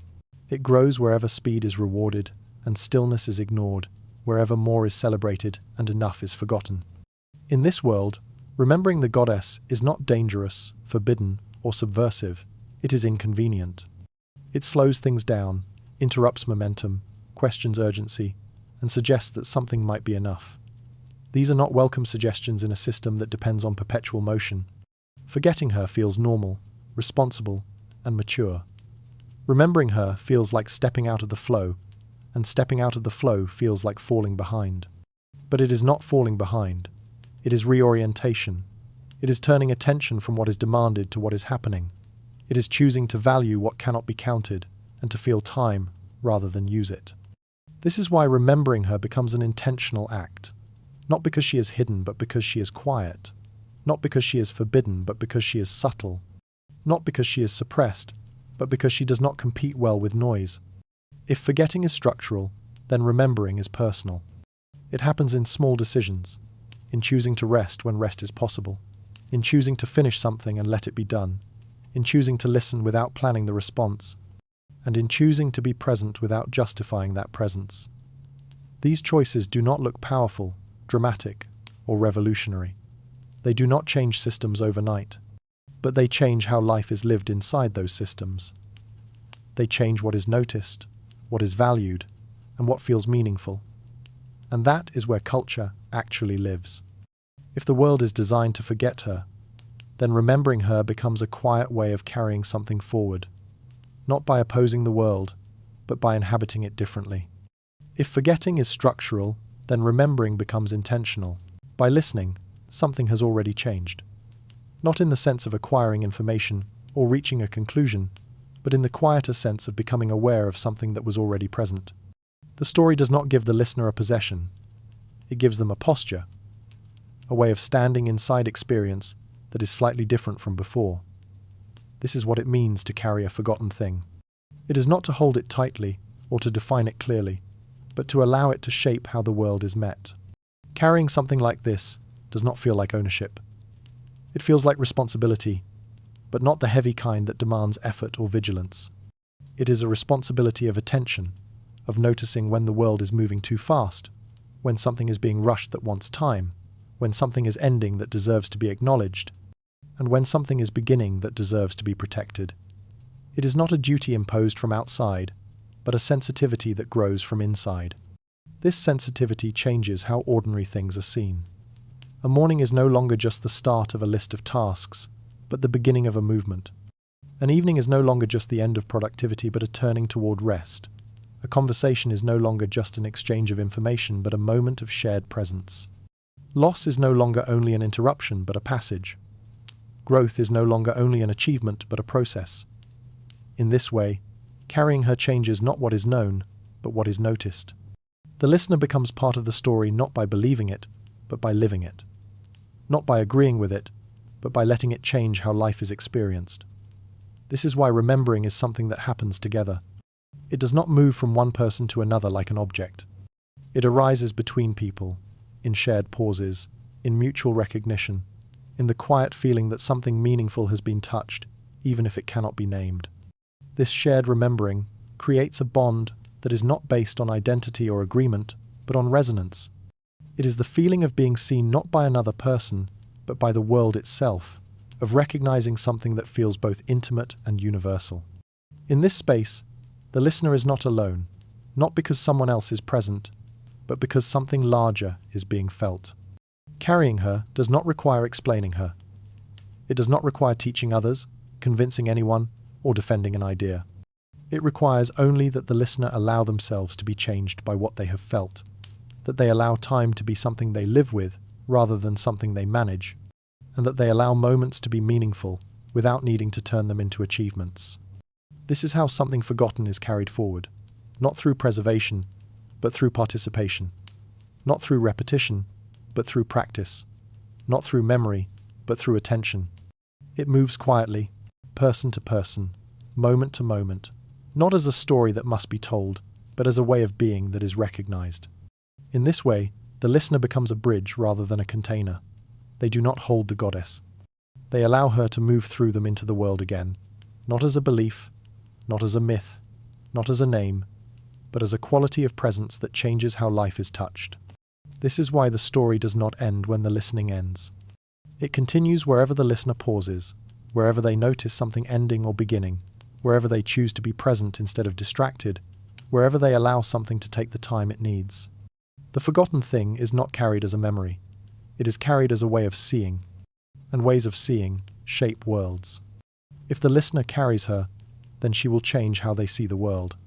Once urgency loosens its grip, attention begins to drift back into places it once passed over without noticing. Time stops being something that lives in calendars and clocks, and begins to reveal itself in quieter forms. It appears in the way breath deepens when the body finally feels safe, in the way shadows stretch across a wall as the light changes, in the way hands slowly take on the texture of age, and in the way leaves fall, not as loss but as completion. These are not signs of time moving forward, they are signs of time being present. Nothing in the world has changed to allow this noticing. The world has always moved this way. Breath has always risen and fallen. Light has always shifted. Bodies have always grown, softened, and changed. Seasons have always turned. What changes is not the movement of time, but the relationship to it. When the need to chase time relaxes, time becomes visible again, not as pressure, but as pattern, not as scarcity, but as rhythm. This is why the goddess becomes visible not in new places, but in old ones that were overlooked. She appears in the way a room feels different in the morning than in the evening, in the way silence thickens after sound fades, in the way a cup cools slowly on a table, and in the way a thought rises and dissolves on its own. She is not found in events, but in transitions, not in moments, but in the movement between them. Attention is what reveals her. Not attention that is strained or focused, but attention that is gentle and curious, the kind that notices without trying to hold. When attention softens, the world stops presenting itself as a sequence of tasks and begins presenting itself as a sequence of changes. A sound becomes not just a sound, but an arrival and a departure. A feeling becomes not just a feeling, but a movement through the body. A day becomes not just a date, but a slow turning from light to dark and back again. In this way, time stops feeling abstract. It becomes intimate. It becomes something that touches everything instead of something that runs above everything. It becomes something that happens within experience rather than something that happens to experience. This is why nothing needs to be added to remember her. There is no new practice to adopt, no new belief to accept, no new story to learn. There is only a slight turning of attention toward what is already there, toward breath instead of thought, toward sensation instead of schedule, toward change instead of outcome. And in this turning, perception changes. The world feels slower, not because it moves more slowly, but because it is no longer being rushed through. Moments feel fuller not because they contain more, but because they are no longer being skipped. Life feels deeper, not because it becomes more meaningful, but because it is finally being met where it actually is. This shift is subtle. It does not announce itself. It feels almost like nothing at first. A pause where there used to be a rush. A breath where there used to be tension. A noticing where there used to be distraction. But these small changes alter the shape of experience in quiet ways. They make room. They soften edges. They restore a sense that life is not something that must be pursued, but something that is already unfolding. This is why the goddess does not appear as a figure or a voice, but as a quality of presence. She is not seen. She is sensed. She is not found. She is felt. She lives in the way attention rests instead of grasps, in the way moments are allowed instead of used, and in the way change is witnessed instead of resisted. To see time this way is not to become passive, it is to become receptive. It is to allow experience to show itself before trying to shape it. It is to meet life as movement rather than as problem. And in this meeting, something else changes quietly alongside perception. Identity begins to loosen. The sense of being a separate self moving through time begins to soften into a sense of being a part of time moving. The listener no longer feels like someone traveling through moments, but like someone composed of moments. Not a traveler on a path, but a wave in a current. This is not a philosophical idea. It is a felt shift. It is the sense that life is not happening in front of you or behind you, but within you and through you. It is the recognition that you are not standing in time, but made of it. This is what becomes visible when you begin to see time where you never looked before. Not a goddess in the sky, not a secret in a book, but a living presence in the ordinary, waiting quietly for attention. If perception changes, then identity changes. Revolution is usually imagined as something loud, visible, and disruptive, something that tears down what exists and replaces it with something new. But the change that remembering her brings does not look like this. It does not arrive with force or demand attention. It arrives quietly, as a shift in how life is met, rather than a change in what life contains. It is a revolution of orientation, not of structure, and its power lies in how little it announces itself. Nothing is overthrown, nothing is defeated, something simply loosens. The shift is simple but profound. Urgency softens, control relaxes, participation replaces management. Life stops feeling like something that must be directed and begins to feel like something that can be joined. Responsibility does not disappear, but it changes its tone. Choices arise from listening rather than pressure, and action grows from clarity rather than fear. The world remains complex, demanding, and imperfect, but the relationship to it changes, and that change reshapes everything that follows. This change is gentle enough that it can be missed. It does not create conflict or demand allegiance. It does not argue, persuade, or recruit. It shows itself in small choices, in how someone moves through a day, how they listen to another person, how they respond to difficulty, how they treat their own limits. These choices do not look political, spiritual, or ideological. They look ordinary, but they carry a different quality of attention, and attention is what shapes experience. A person who has remembered her rests when rest is possible, instead of waiting until collapse forces rest. They finish things and allow them to be finished instead of endlessly expanding them. They listen without preparing a reply. They allow feelings to rise and fall without immediately turning them into problems to solve. They accept change without instantly framing it as threat or failure. These are not dramatic acts. They are quiet refusals of a story that says life must always be pushed forward. This is why this remembering feels like rebellion even though it looks like peace. It resists the idea that speed equals value, that growth equals meaning, and that control equals safety. It refuses the belief that something is only worthwhile if it can be optimized, scaled, or measured.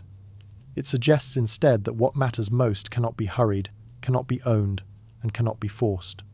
It is a rebellion not against the world, but against a way of relating to the world that creates constant tension. This is the softest form of change because it does not try to fix the world.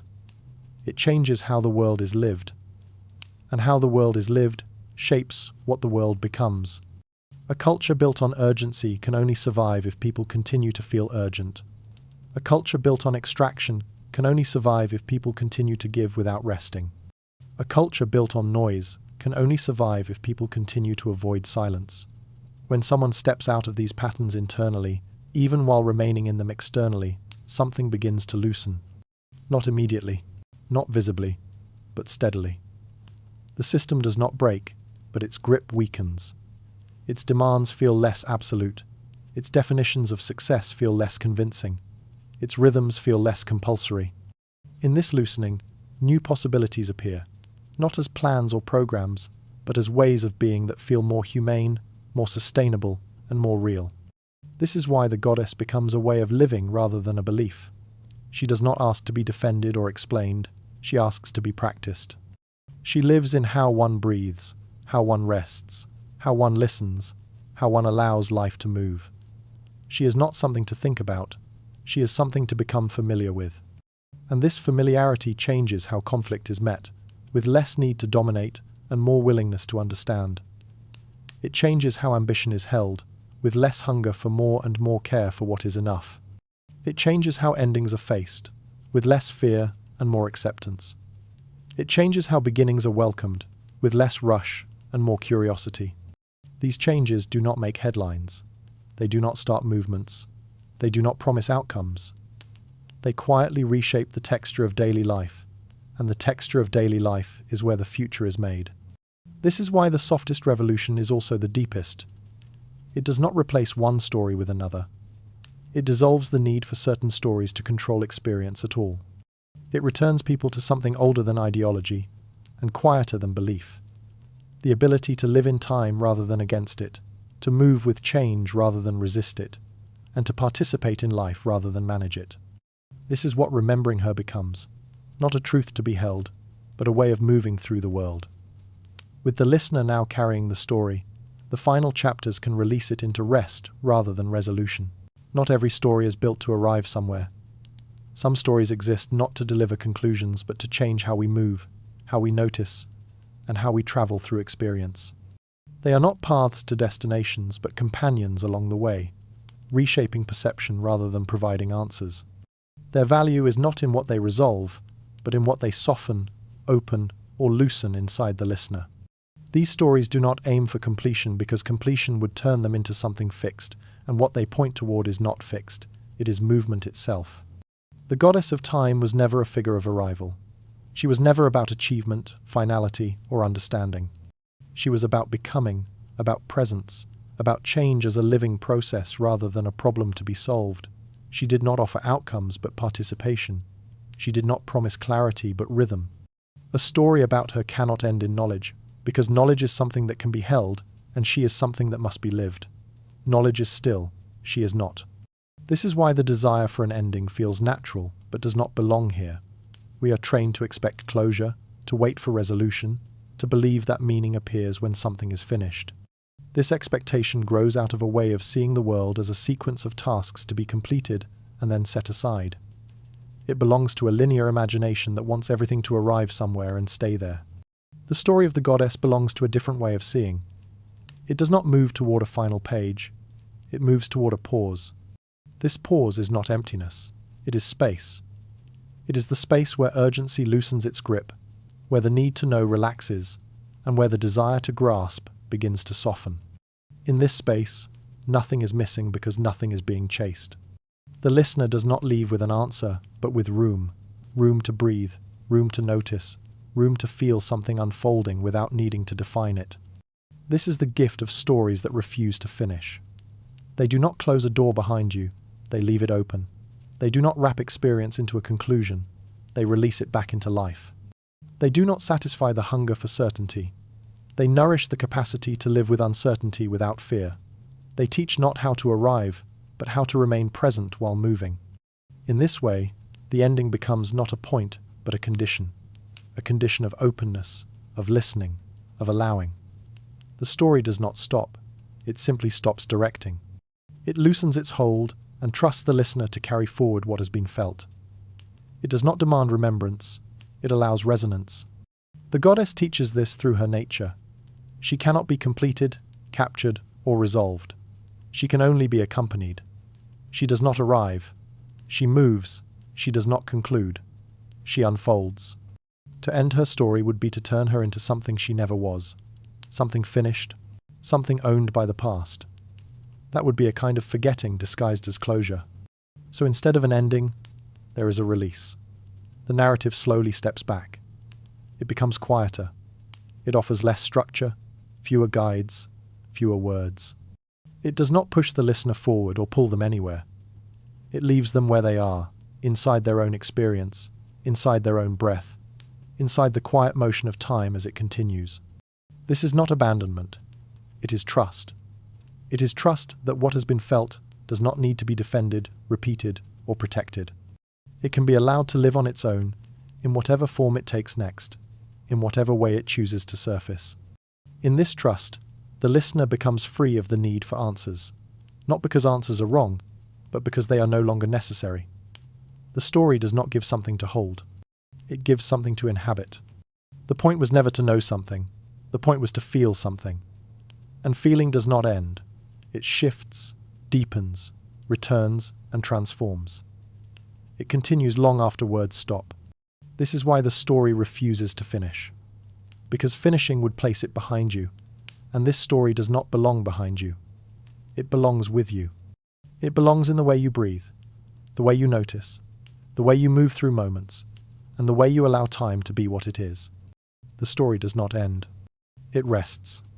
And in resting, it leaves not a conclusion, but a tone, not a truth, but a way of listening, not an answer, but a presence that continues quietly.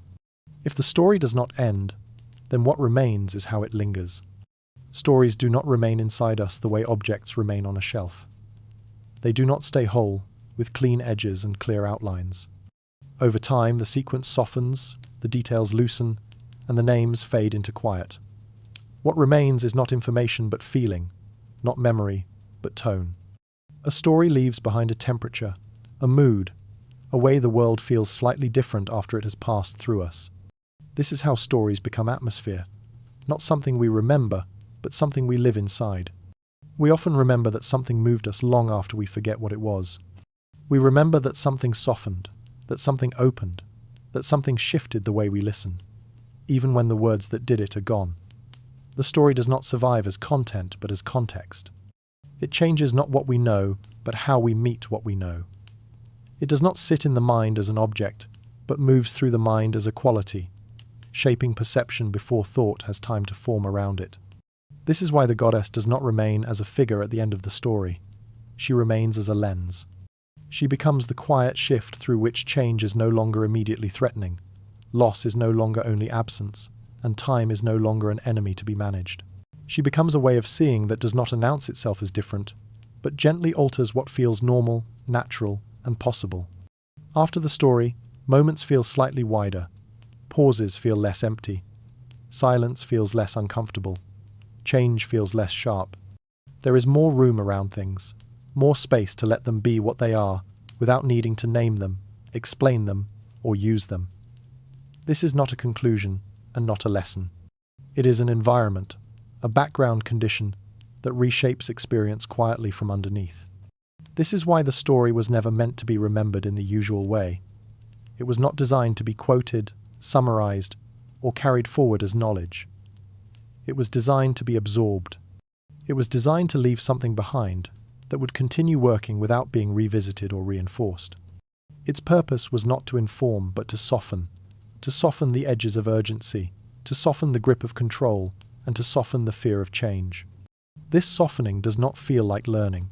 It feels like unlearning, like laying something down that was being carried without noticing, like realizing that a certain tension is no longer necessary.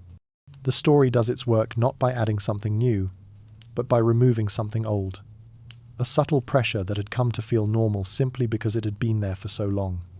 In this way, the story becomes effective by disappearing.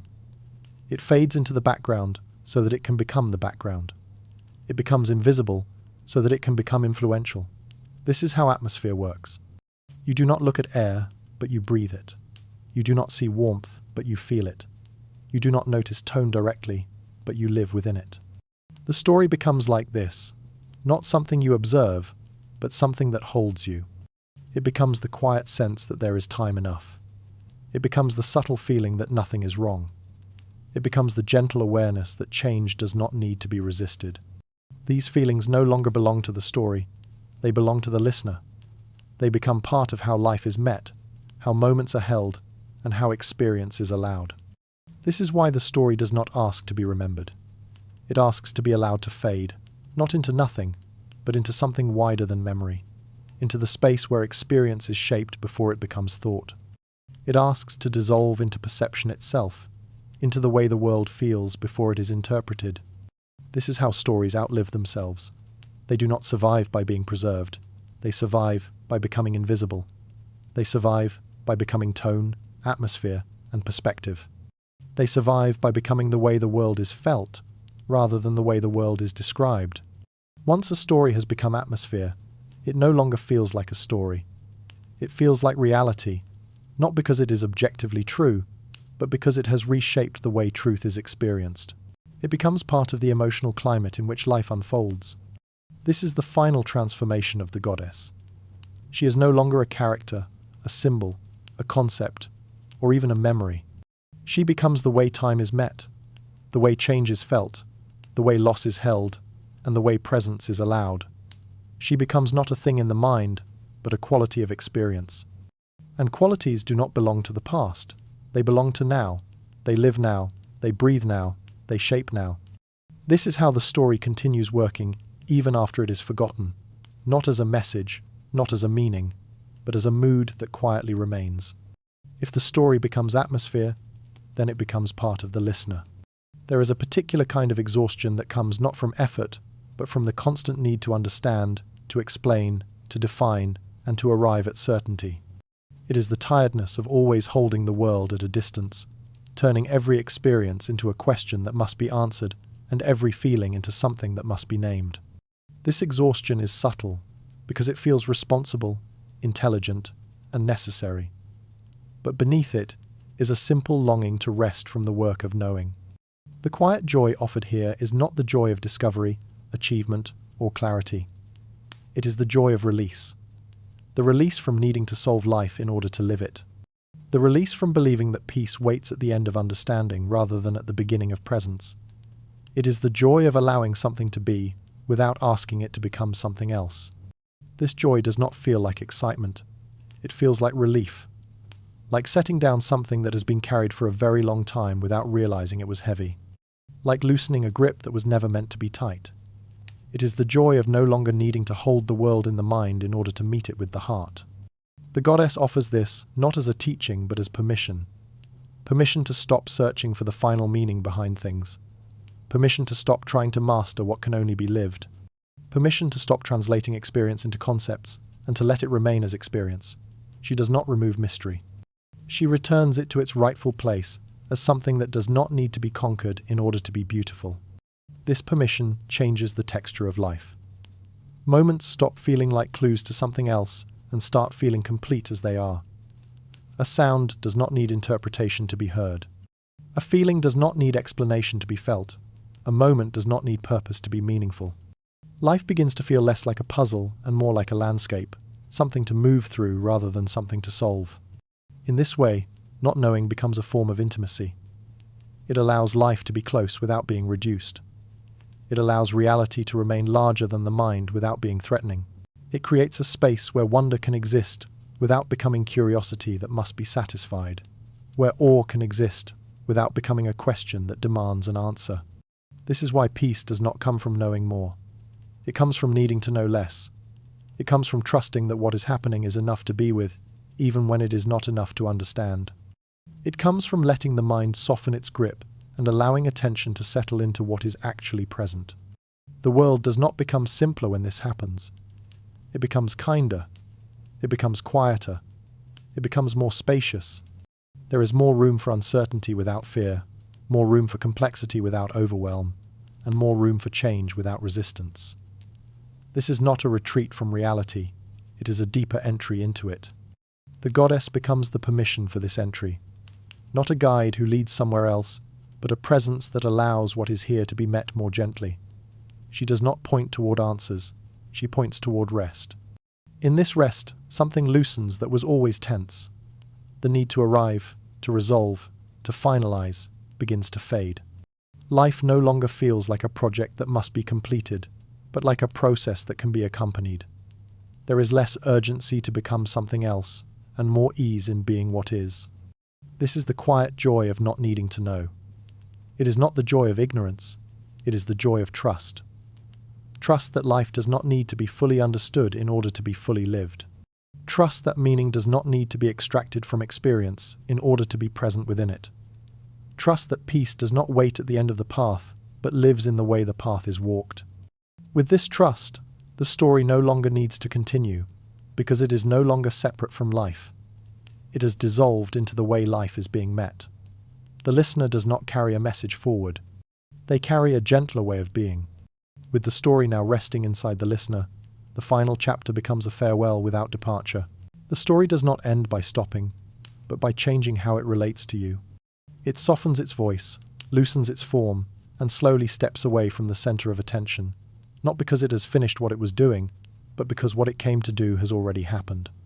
It has not placed anything in your hands, and it has not left you with something to hold. It has changed how your hands rest. It has not given you a conclusion, but a posture, a way of standing inside your own experience that feels slightly different from before. This is how the story chooses to leave you, not as an answer, but as a condition. It leaves behind a gentler way of meeting moments, a quieter way of listening, and a softer relationship with time, change, and uncertainty. It leaves less urgency and more space, less hunger for explanation and more tolerance for mystery, less need to arrive and more willingness to remain. What stays is not a message, but a mood that continues to shape perception long after the words themselves fade. The story did not happen to you. It happened with you. It unfolded in the space of your attention, in the rhythm of your listening, and in the silences between the words where something was being felt rather than said. It did not move forward without you. It moved because you were there to feel it moving. Without your listening, it would have been only sound. With your listening, it became experience. This is why the story does not belong to the narrator. The narrator was only a doorway, a temporary form through which something passed. The voice was only a path. What mattered was not the telling but the receiving, not the speaking but the listening, not the story but the space. The story created inside you. That space remains now, even as the voice recedes. It remains as a tone that gently colors how the world feels. It remains as a way of seeing that notices more and grasps less. It remains as a softness that cannot be named but can be felt, especially in moments when life slows down enough to be noticed. This is how the story continues, not by being repeated or remembered, but by being lived. It lives in the way you notice time passing without immediately trying to control it. It lives in the way you allow moments to complete themselves instead of rushing toward the next one. It lives in the way you rest when rest is possible, in the way you listen without planning your response, and in the way you let things be what they are without needing to improve them.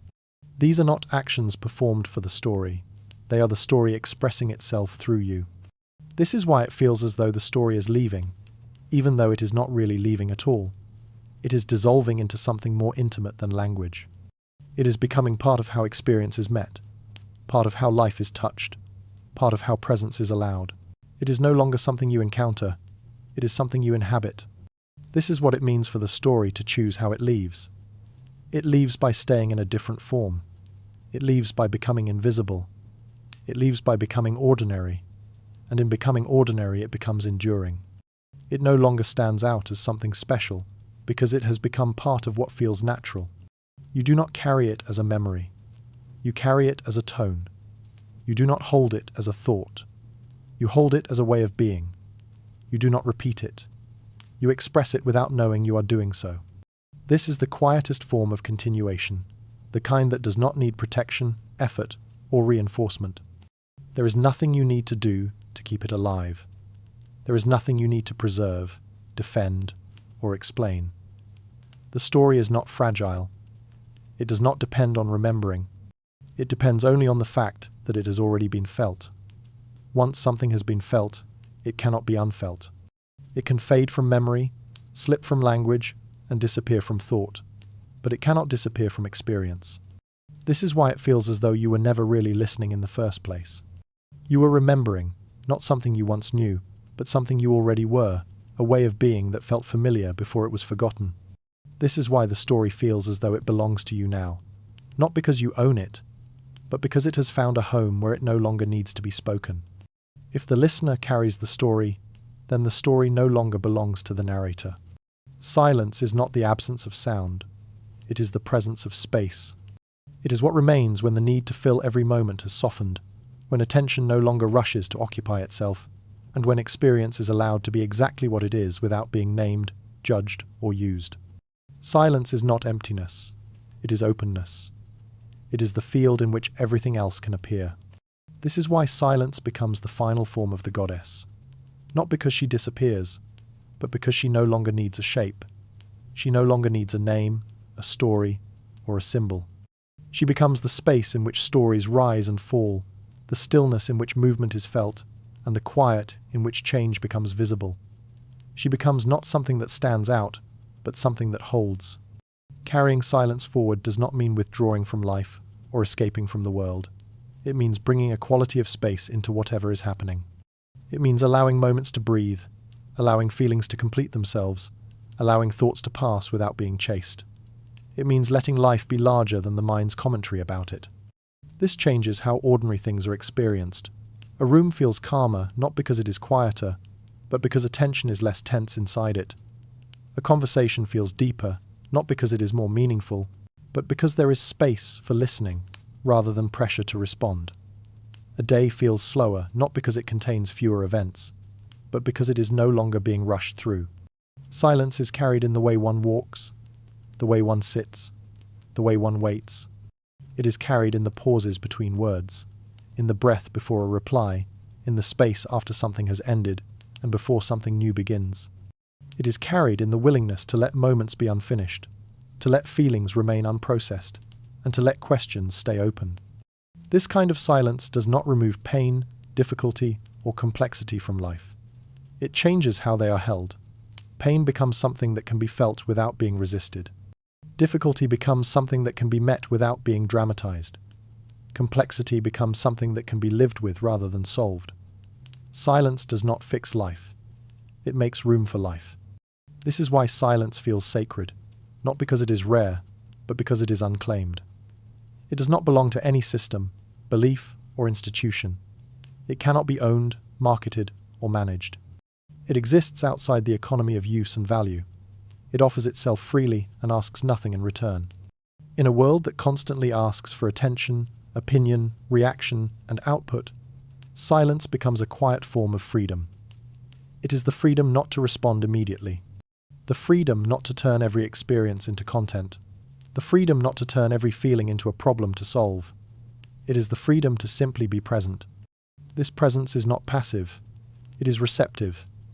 It is awake without being alert, attentive without being tense, open without being exposed. It is the state in which life can be felt most directly, without the filter of urgency or expectation. Carrying silence forward means allowing this state to be part of ordinary life, not something reserved for special moments. It means letting silence live in the middle of activity, in the middle of conversation, in the middle of movement. It means not rushing to fill every gap and not fearing the spaces where nothing seems to be happening. In these spaces, something is always happening. Breath is happening. Sensation is happening. Time is happening. Life is happening. Silence is not a break from life. It is life without commentary. This is why nothing more needs to be said at the end of this story. Words have done what they can do. They have pointed, opened, softened, and invited. Now they step aside. They make room. The listener does not need another idea. They do not need another insight. They do not need another answer. They need space. They need stillness. They need rest. This is what the goddess becomes at the end of the story. Not a presence that speaks, but a presence that holds. Not a voice that guides, but a space that receives. Not a meaning to remember, but a silence to carry. And with nothing left to say, the story can finally rest. The story does not move toward an ending so much as it moves toward a pause, the way a day moves toward evening or a tide moves toward stillness. It does not close a door or finish a sentence, but settles into quiet gradually and without announcement. The questions that once carried the story forward soften and lose their urgency, and the attention that once searched now simply rests. The story exhales, and in that exhale the need to go anywhere or become anything begins to loosen. The world continues in this quiet. Breath moves in and out, wind shifts through open spaces, light fades and returns, and time keeps unfolding without effort. The land does not wait for stories to finish before it continues, and life does not require explanation in order to happen. The forgotten goddess, once felt as something hidden or lost, is no longer something to look for or recover. She is felt in the rhythm of the present, in the way air cools at night, in the way the body grows heavy with rest, and in the way silence becomes gentle rather than empty. This is not disappearance but integration. The story becomes part of the background of awareness rather than the object of it, becoming atmosphere rather than narrative, and presence rather than subject. It does not vanish, but dissolves into the field of experience, where it no longer needs to be named in order to be known. It becomes something that is lived rather than something that is remembered. In this resting place, nothing needs to be resolved and nothing needs to be concluded. There is no final understanding to reach and no answer to defend. The need to know gives way to the freedom not to know, and this freedom feels like rest rather than loss. The mind loosens its hold on explanation, the heart loosens its hold on arrival, and what remains is not emptiness but space, a quiet openness that does not ask anything from the moment except to be. This space is not silent because nothing is happening, but because nothing needs to be said. There is movement without narration, change without commentary, and presence without direction. The story no longer asks for attention and no longer seeks to guide. It offers permission instead, permission to let go of striving, permission to slow down, permission to stop carrying what no longer needs to be carried, and permission to be where you are without needing that place to become something else. This permission is the final gift of the story. It does not give knowledge but gives room. It does not provide answers but offers quiet. It does not point forward but opens outward. The listener is not left with a message, but with a feeling, not with a truth, but with a tone, and not with an idea, but with a way of being that feels softer, slower, and more spacious than before. The story does not remain as something remembered, but as something lived. In this way, the goddess is no longer a figure, symbol, or concept. She becomes the feeling of time moving without pressure, the sense of life unfolding without hurry, and the awareness that nothing is required of this moment beyond being in it. She is no longer separate from experience, but is the quality of experience itself, the way presence feels when it is no longer being pushed or pulled. This is why the story does not end, because ending would place it behind you and turn it into something finished that belongs to the past. This story belongs to the present, to this breath, this quiet, and this moment. Instead of an ending, there is a settling, and instead of a conclusion, there is a return to what has always been here. The story steps aside and leaves you alone with life as it is, without interpretation, urgency, or demand. The night deepens, the body rests, the mind softens, and the world continues. Nothing needs to be done, nothing needs to be understood, and nothing needs to be held. Everything can be allowed, felt, and lived. This is the resting place, not somewhere you arrive, but something you allow, not a point you reach, but a way you remain. The story does not end, it rests.